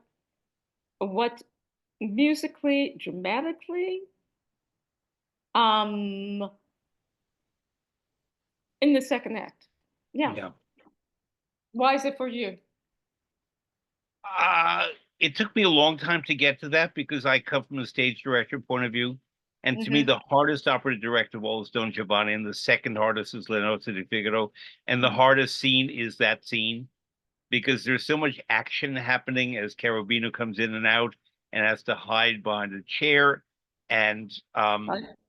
and Susanna hides in the closet and she has to get him out and Susanna into the closet. And the Countess is there singing Dove Sono. We meet her for the first time and she's lamenting that. And suddenly everybody falls in love with the Countess, like the Marshal and Rosenkavalier. It's the same experience.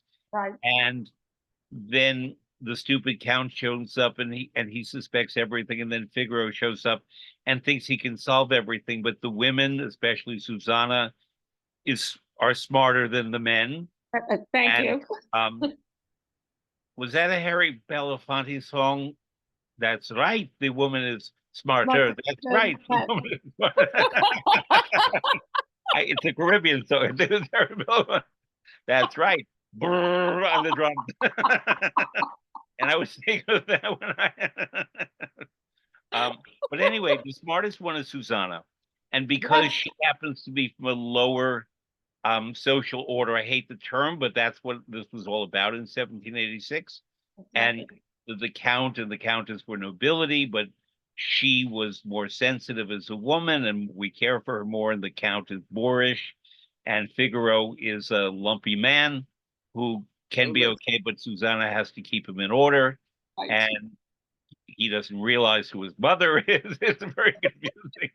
And it's so hard to direct. It's wonderful, but it's so hard to direct. So that scene where so much happens so quickly, and there are, I believe, 8 or 9 different characters on the stage, all singing about their own issues, whatever their issues are. And Exactly. I Yeah. watched Levine conduct this, and there was Mark Elder when you had it, but I learned it from Levine. Yes. This was the Pinnell production, but unfortunately, he died a few months before. Um, so you never got to work with Pinnell on that one. It was a No, revival. I'm trying to remember who directed, but unfortunately, Pinnell died in August, and this was December of that's 19. that's right. Who it was it Laurie Feldman who was Laura's a good friend. I can ask her. oh, that's Laurie. I Um, think I Laurie. will. I think that's where I met Laurie. Not Leslie Koenig.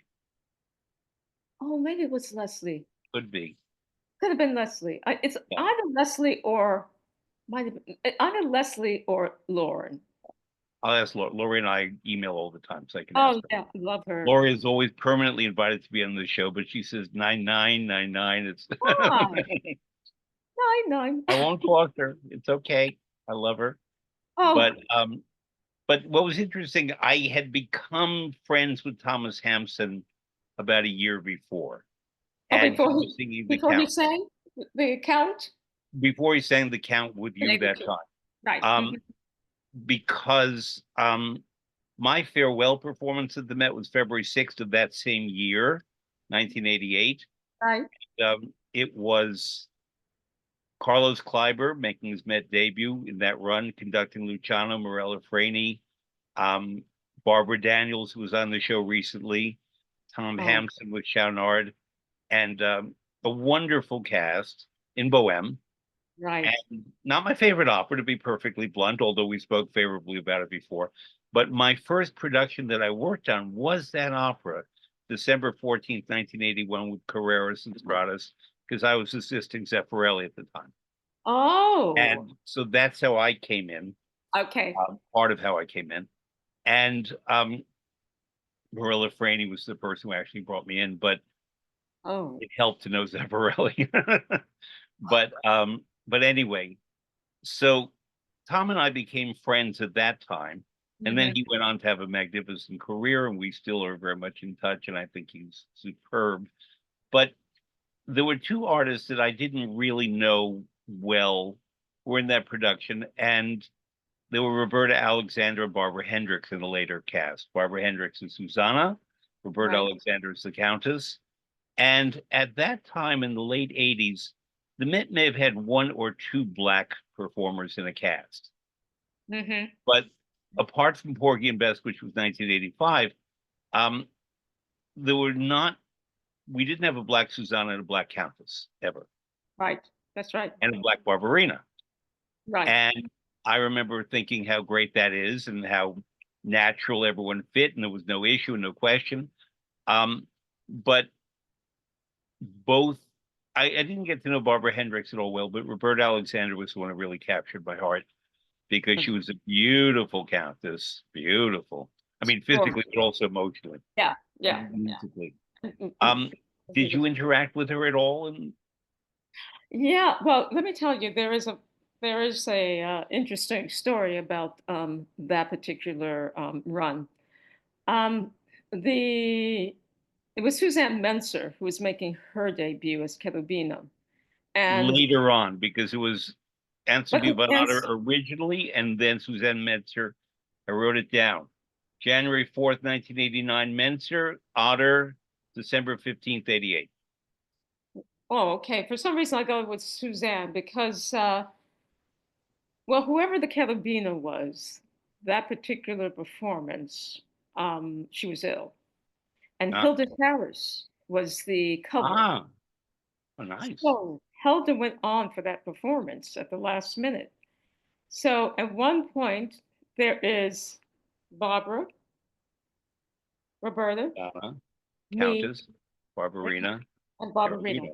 So the four Fabulous. main characters that particular night sung by four African Black artists. Americans.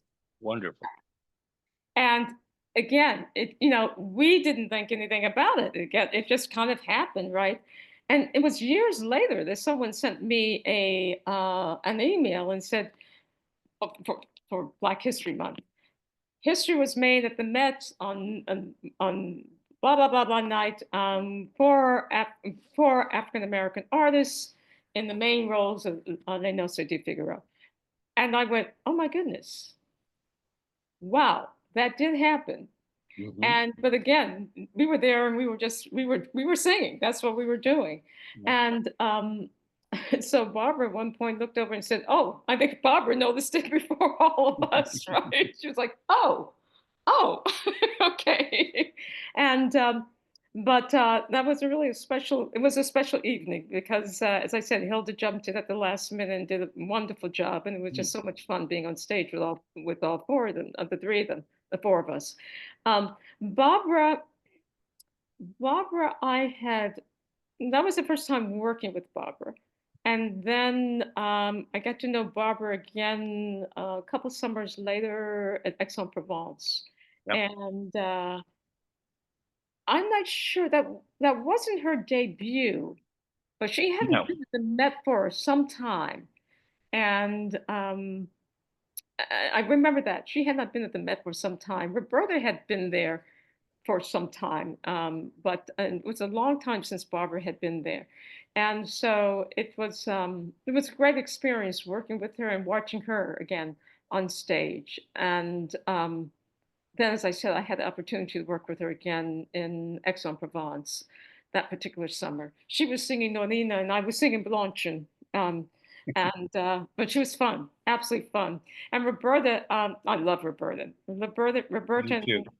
she's just, she's I just so want to, Roberta, if you're watching, I want you on this show. I love you. okay. Yes, okay. We're going to make that happen. Okay, Roberta, we're going to make that happen. But we had the opportunity during the pandemic. I don't know if you know Kenneth Overton. Yes, I know who he is. I don't know him Yes, personally. Kenneth had a podcast during the pandemic. I think he's still doing it. And he had Barbara, me, and Roberta, the three of us on, because Hilda wasn't able to come. And, just to talk about experience of being in in that particular note say.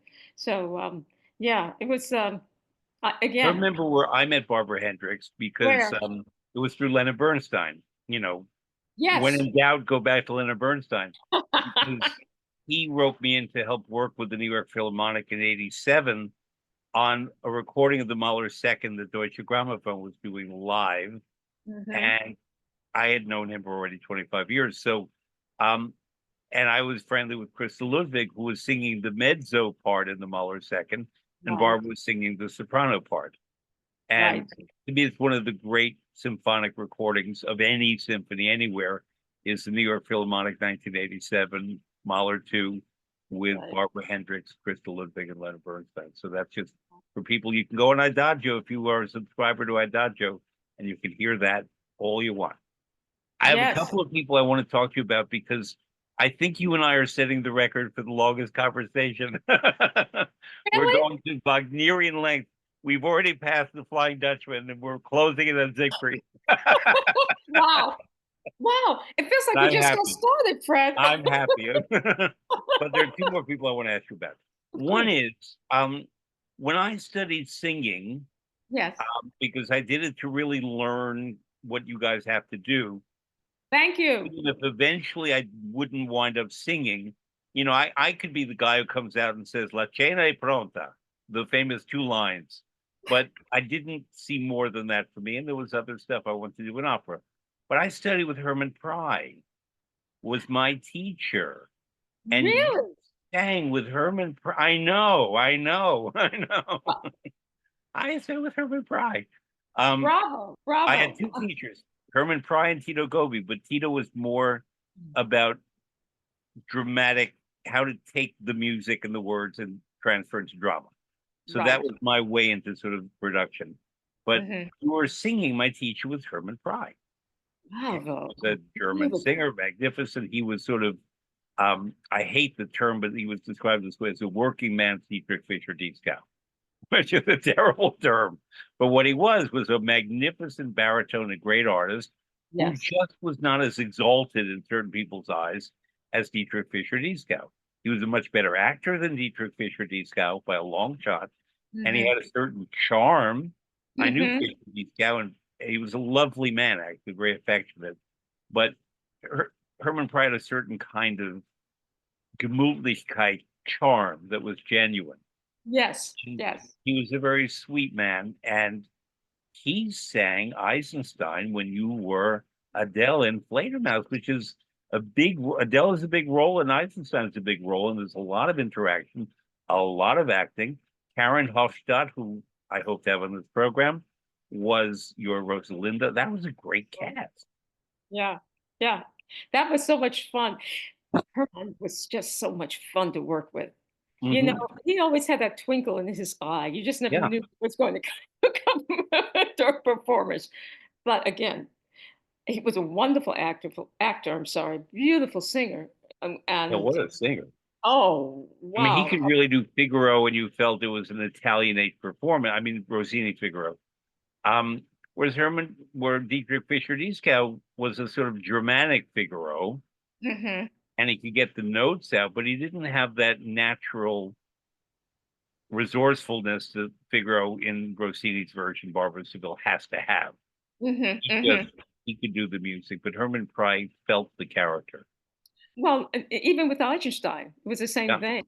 he felt the character. And it was very interesting working with him. As I said, it was so much fun. He quite never knew what he was going to do for Yep, performance, I know. but he kept you on your toes, right? And when you have an acting partner like that, it really just improves your acting. Yep. So what I learned from him, again, as I said, I'm always as a technician, I'm always looking and saying, how do you do that? But as an actor or an actress, I'm always looking at the person and thinking, that's a great, that's great what you're doing. Yeah. What's your intention? How do you get there? And uh, and that's what was always fascinating about working with Herman. That, as I said, every night it was different, and it really showed me that you can do these many performances and find something different and something new. It doesn't have to be always the same. That's what makes it fresh for you and fresh for the audience. And so that was a wonderful thing I learned from him. I'm very grateful that I had the opportunity to work with him on stage. But he And was, you had Brigitte Fassbinder was Orlovsky. And Brigitte yes, Fassbinder is one of these towering, I mean that in the best sense, artists, Brangena, these great Wagnerian German roles, the tough roles that most people can't handle.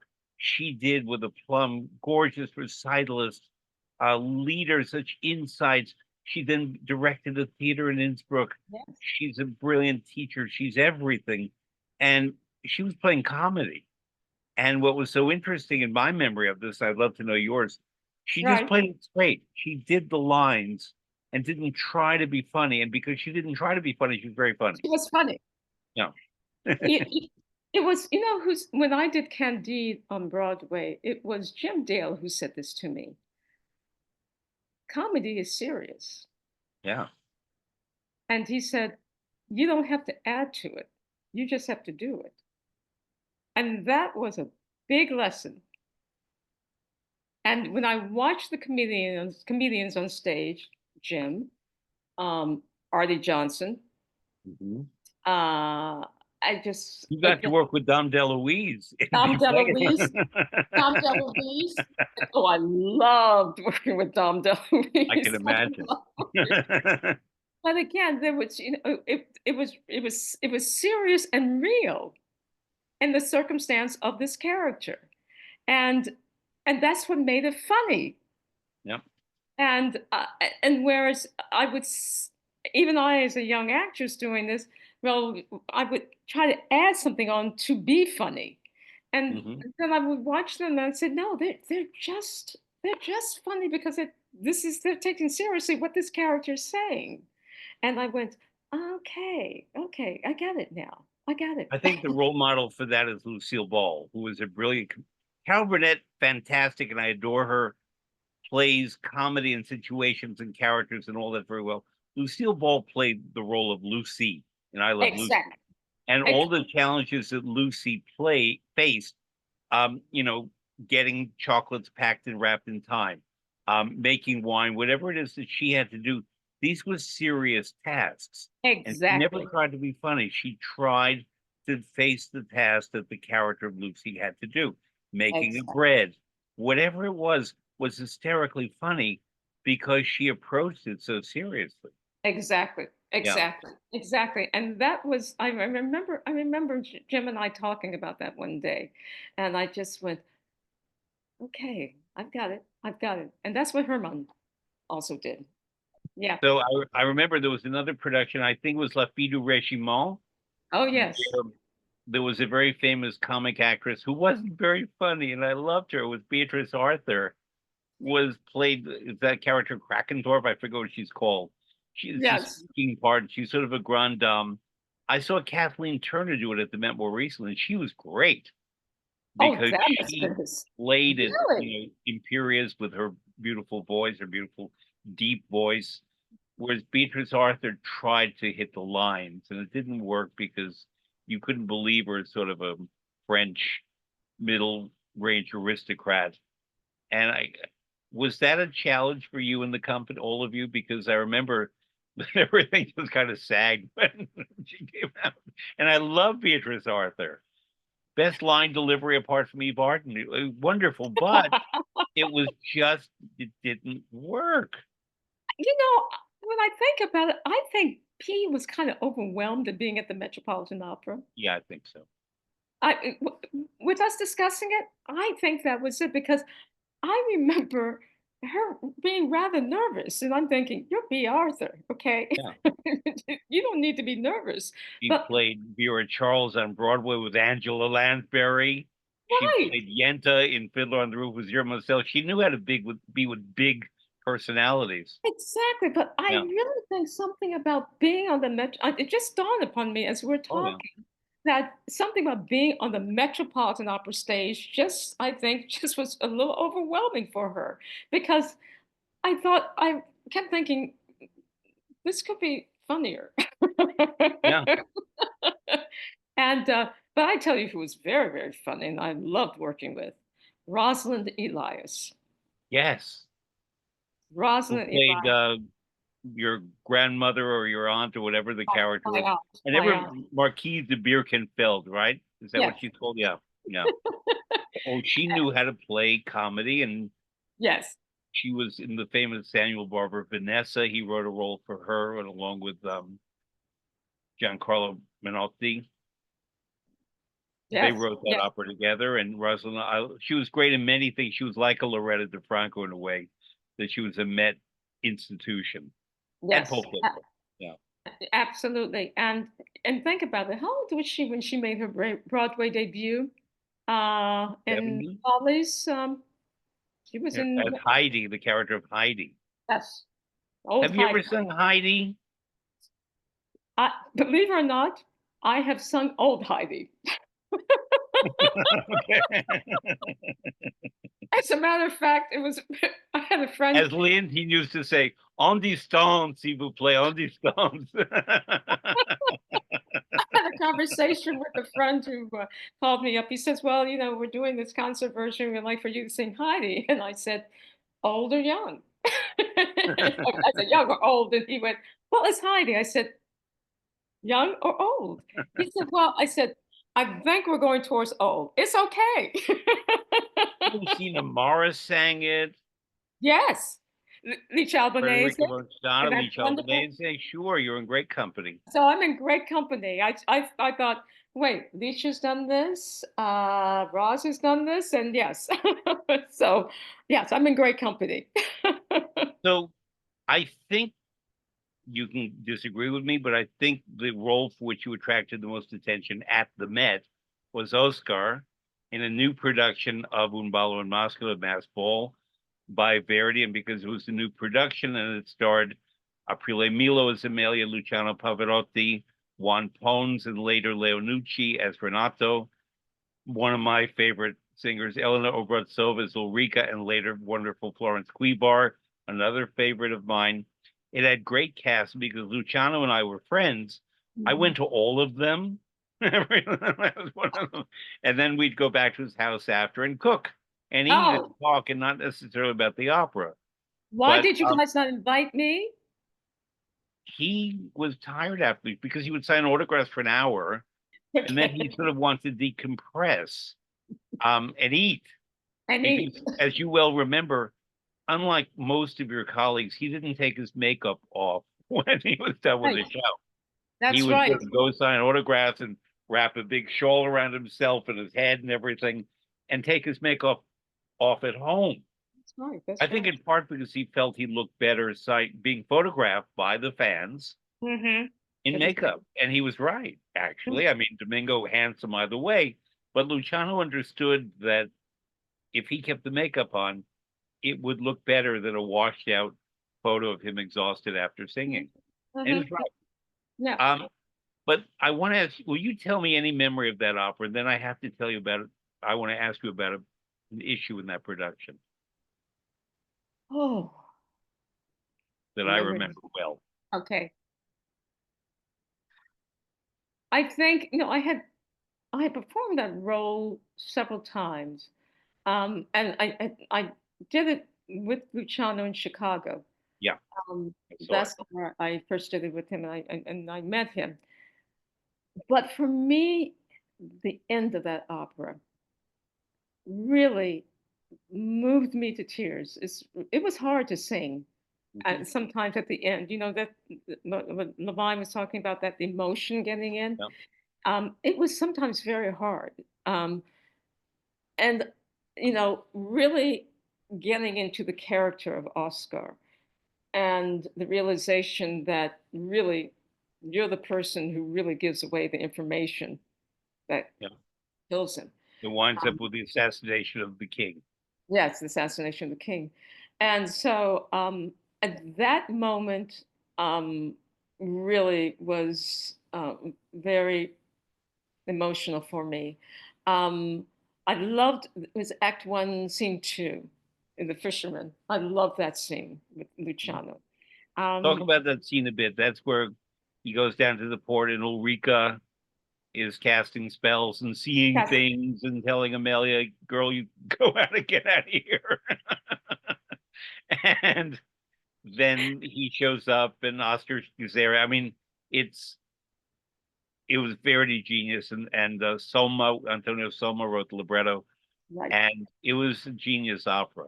Oh, Yeah. it really is. It really is. And but that scene also, I loved just the playfulness that we had in that scene with Luciano and I had.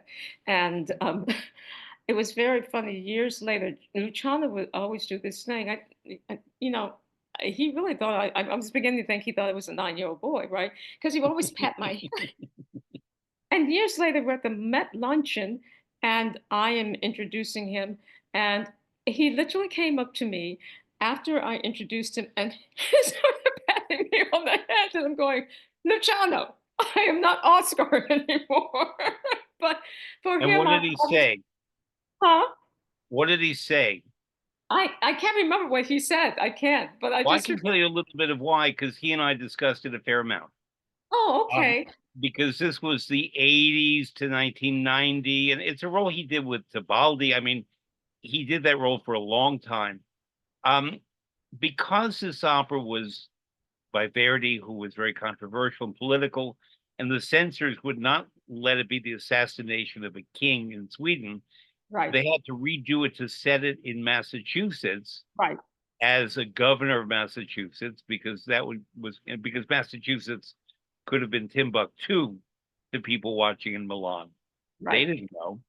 So, but whereas Stockholm was nearby, and that was a king because the setting was Swedish. It was based kind of on a true story, namely King Gustav the Third, right. who was the king of Sweden in the late 18, 18th century, 1700s, who helped build the Royal Opera House and loved opera more than any monarch I can think of, except maybe that's it.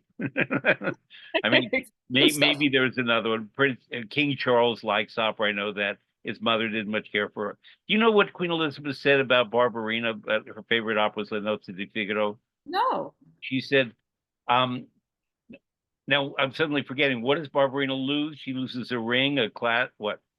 The pen. A pin." The Queen pen. Elizabeth said, Pen "Oh, for I the like the marriage of Figaro. That's the one about the missing pin." True story.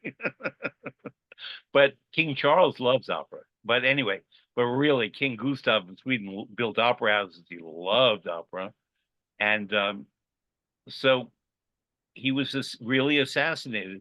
And he was, to use an older term, or the term of the time, he was homosexual. And right. Oscar was a page. And Luciano and I would talk about this because Luciano had no issue with homosexuality, but he was wondering how much to bring out that aspect. It was it, Hmm. just affection for Oscar, who was loyal to him, or whether Oscar represented a love interest and a fascination. Mhm. And Luciano always said to me that he views Oscar as un fanciullo. In other words, a younger boy, but not a child boy, but Mhm. a Mhm. youngish man, somewhere between say 16 and 22. Mhm. Um, a fanciullo, a youth is my way we call it. And that he, the king or the governor of Massachusetts, but the king was allowed because he was king to show that favor and affection because he was king, not Hmm. because he was homosexual. But Hmm. Luciano always said, I have to bring that out because Oscar, he, meaning Luciano, I see as the only one loyal to me. Eventually, Ex Oscar lets out the secret, but exactly. not intentionally. Yes, And exactly. That's interesting. so That's therefore, interesting. he was in effect staying in character with you because he would revert back to that thing of Il Fanciullo. Because he always referred to Oscar to me as Il Fanciullo, not as Oscar. Un fanciulla. Ah, okay. Fanciullo with an O. Fanciullo. Yeah. Fanciulla is female Fanciullo. Oh, that's right. And he That's would always say, Quando vado in scena, cerco il fanciullo. When I go on the stage, I look for il fanciullo well. because Oscar was the point of reference for King Gustav, for the Ricardo, if we call him Ricardo. Part of the confusion is that Amelia, the soprano, always is Amelia, whether she's in Massachusetts or Stockholm. Right. Right. Ulrika, I forget her other name, but they all have two names except for Amelia and the conspirators. Now, what I want to ask you about is the following, Hmm. and it's very controversial, and address it any way you wish. But I Hmm. remember, because I was right in the thick of it, because I was at rehearsals, um, there was a huge outcry because Piero Fagioni, who created the production, he directed, he designed, he did everything for that production. Right. We had a couple of black artists in the cast, apart from you. That's And right. um, he felt, Piero Fagioli felt, that they should wear whiteface. And there was Hmm. you remember this? No, I don't. I Oh, don't okay. remember this. I'll, It's the first we'll I've heard of it, really, talk honestly. after about who the two men were, but specifically one, and who was a very dark black man. And he was at that time a youngish artist, and he sort of felt that he didn't have much say, but was deeply offended that he Hmm. would have to whiten up to look either Bostonian or Swedish, and because you were not asked to, Right. and but he was a very dark black man. And initially, Fagioni said he would leave, and the Met said to him, "Look," and Levine said to him, "You cannot put whiteface on these artists to fit your image of what they should look like, Right. and we don't do that here at the Met." And Right. Fagioni nearly left, and it was a very contentious thing for a while until he finally just accepted it.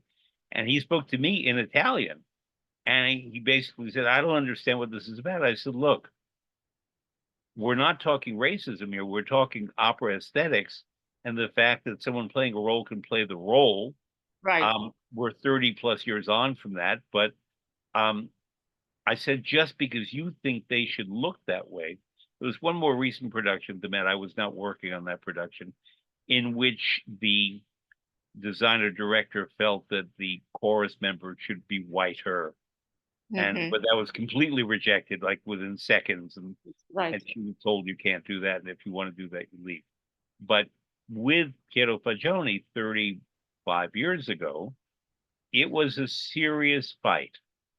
And Wow. it brought Didn't know everything to a such a halt. thing. And I remember Luciano stepped in and he said, absolutely not. We're Right. not whitening up these two men, especially Right. one, um, because we don't do that. The way he said it. Right. Non lo Right. facciamo. We don't do that. And because Luciano was Italian and Fagioni was Italian, he could speak to him in Italian and sidestep all the issues that were going on. Right. But it was very controversial, and it leaked out into the opera community and a little bit into the general public, and it was controversial. But finally, the black artist I'm referring to appeared as himself. He didn't wear a white wig, which they wanted to put on him as well, when no one else was wearing wigs, Right. or white wigs. Uh-huh. And Luciano was wearing a dark wig, but that was something else. And Aprilia was wearing some kind of wig, but that's okay. It's opera, but not a white wig where he looks like, you know, a French judge from Right. 200 years ago. That didn't work. Um, Wow. I did. but I if you and I honestly. close them, I'll sometime privately tell you what this was going on about. But also, Yeah. that was a telecast, and Brian Large, who was a magnificent director of opera Yes. on television and film, also said, "No, I'm not going to film that. I'm sorry." The way Yes. he addressed it was, "It won't work on television." And he Hmm. was right, but it's not that he didn't understand the horror of the racism, but he felt that the way to address it to Piero Fagioni was to say, "It won't work on television, and this is your Right. production." So ultimately, it was brought down, but I can seldom remember a production I've been involved with anywhere that nearly went so off the rails as that one did because of that Wow. issue. Because of that issue. Yeah, not because of anything else. Right. And it's interesting. One of the reasons why I had to eventually leave Broadway was because of, I wouldn't say typecasting, and to the point that when I finished West Side Story, um, my manager would only send me out to auditions specifically asking for Puerto Ricans. And I finally used to say to him, I'm not Puerto Rican. I am African American, so you can send me to those too, okay? So, and I realized that that typecasting was not the case in opera because I had seen Leontine Price, I had Right. seen Martina Gloria, and it was one of the reasons why. And but also the Broadway scene was changing too. We weren't doing more of the Golden Age musicals. We were getting more contemporary. So vocally it wasn't working, but that was also this type of typecasting was also an issue as well. And so when I walked into an audition for an opera company, it was really about my voice. Mhm. It wasn't about my look. Right. And so eh, to me, this is what opera has always been about. It truly is the colorblind Mhm. art form. And so as I said, I didn't know all this was happening. Now, I will tell you the reason why I was able to get away with not, with this situation was that Fagioni said to me he had done some research and to discover that there had been a black young boy in the court, Ah, and in I Stockholm. from in Stockholm, right? Then that made sense to me in the respect of St. Bart's, which is in the Caribbean, and at that point I was living in St. Martin, so it made sense to me. So Oh, nice. Goodness. Excuse me. So I went, oh, okay. And that information really helped me with the characterization. It really did. It was the little bit of information that I needed that really changed how I played that character from what I had done previously. Um, so this is really telling to me, really, with this conversation that we're having. And but I do remember him trying to put this little kind of African Afro wig on my head, and Right. I looked at it and I went, "Oh no, that doesn't work. No, my hair is short. We're going to keep it like this, please." Right. Okay. So uh, I'm grateful to everyone who just said, "No, this is not going to happen," because this is about who is up there, regardless of color, Mhm. who's able to or capable to perform these roles well. And I think I know who you're talking about, the Yep. person. Um, so who was a wonderful singer, by the way. He is. He is. Wonderful. He went And on to have a great career. exactly, Young men. Yeah. exactly. So that's really kind of shocking to me. But But I yeah, felt terrible for him because he was caught in the middle when, frankly, it should not have been on his shoulders to have to say, I don't want to wear whiteface and a white wig when I'm the only person whitening up around here. And exactly. because there was another, apart from another black performer who was, they wanted to sort of add a little bit of milk to the coffee, so to speak, but not Mhm. a whiteface, Right, right, which exactly, is a very exactly. different thing. Yeah, And and the third person of that group of three characters was a white man, and they didn't ask him to change anything. It just left him white. right. So that was No, part of the problem. But it took Luciano and Levine. I don't know if Aprile Milo, I don't know if she had anything to say on that because I didn't talk to her about that. But right. I do know that also Brian Large, who very discreetly said it won't work on television. That was sort of the thing that clinched it, No, because it would no, not work on it. It would that look was not, bizarre no, on television. Yeah. yeah, absolutely. That definitely was not going to work on television. So, and but when you spoke to Fagioni, Yeah. what was his reaction when you spoke to him? Well, I said to him that, and this is true, that I'd lived in Italy a long time. I did my opera training. I tried to reason with him that Italy is not racist. There's racism there as there is everywhere, unfortunately, but it was not necessarily the most racist country in Europe at the time. It had plenty of competition, and also for anti-Semitism, it had plenty of competition. That's But another conversation, right? but I said to him, I started naming other people. I said, Leontine Price sings Tosca, and Tosca is from Verona. People don't know that. They think she's Roman. She's actually from Verona. Right. And Piero Fagioni spent a lot of time at the opera in Verona, and he knew Verona. And I started naming other characters, and I said, Very Grit, she sings Despina. And he said, Well, that's a maid. I said, Not necessarily in Vienna or Naples or wherever they are, because it was performed in Vienna, but set in Naples. Hmm. And I started naming a lot of Black performers who were playing roles as part of their work. Simon Estes plays the Flying Dutchman. Exactly. Exactly. Hello. So, Exactly. and he Exactly. doesn't only do Porgy, he does the Flying Dutchman. He does a lot of Wagner Exactly. and all that stuff. And no one's Exactly. questioning. And I said, and frankly, the character you're talking about is not a major character.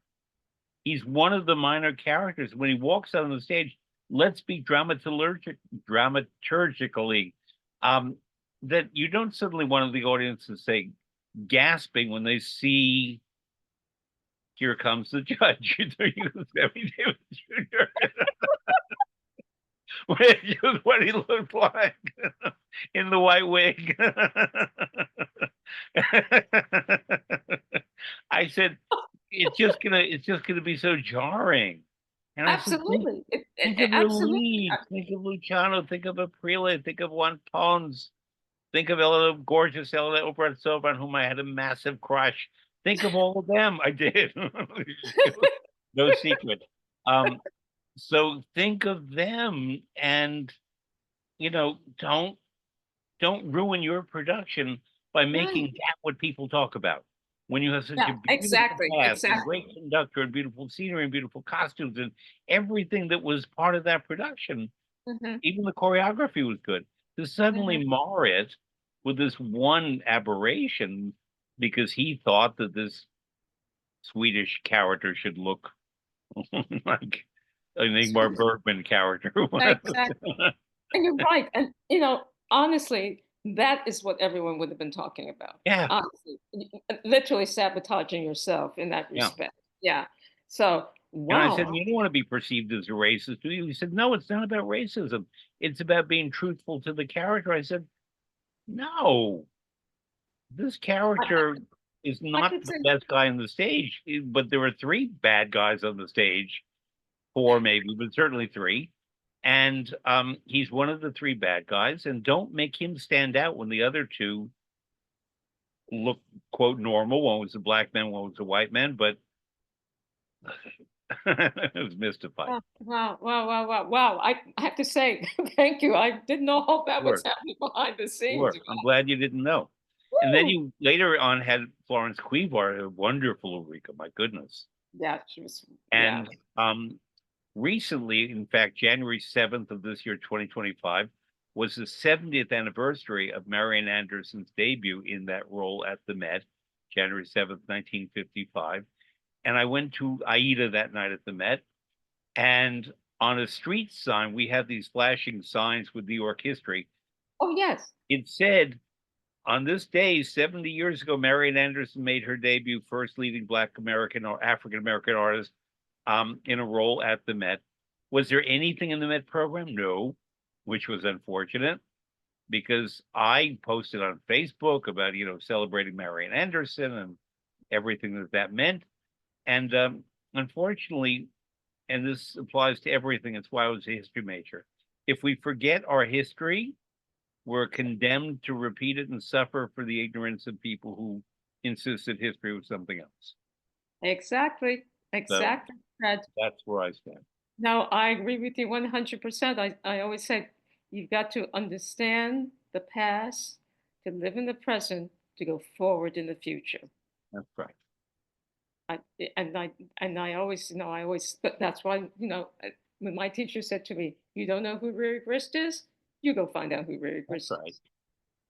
So, you don't know who Sister Retta Jones is? You go find out who Sister Retta Jones Right. is. That we've got to If understand the you know who past. Gustav III was and what he did and what he cared about, you go find out. And this Exactly. applies to playing characters, whether they're quote real characters or an operatic character that may be an invention of the librettist, but on whom he or she may be set in a certain time in history. Mm-hmm. Mm-hmm. Let's say in Mm-hmm. Shakespearean times or ancient Roman times or whatever times, the Incas, you name it, you have to go find out. Exactly. Exactly. And so it's well, that's well, we see these things happening today. but but it's but again, that's part of your job Yeah. as an artist.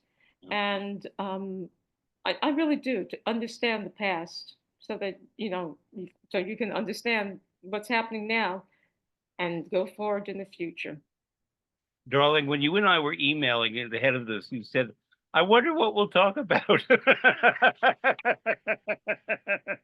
You I want to send did. me questions about? I said, no, I don't think so. That was, I was, I said at the beginning before we started, I'm a little nervous about this because I don't. And you, my dear, have just set the record, the only guest of mine who stayed 3 hours. And it was wonderful. And I thank you, Harolyn Blackwell. Oh my goodness. I I have the honor of being with you for 3 hours, but you know what this means that we have got to continue from where we left off for another Definitely, occasion. But this can be over definitely, dinner. definitely. Listen, that's the pasta. Pasta, The pasta. pasta. We got to do that. The fifth key.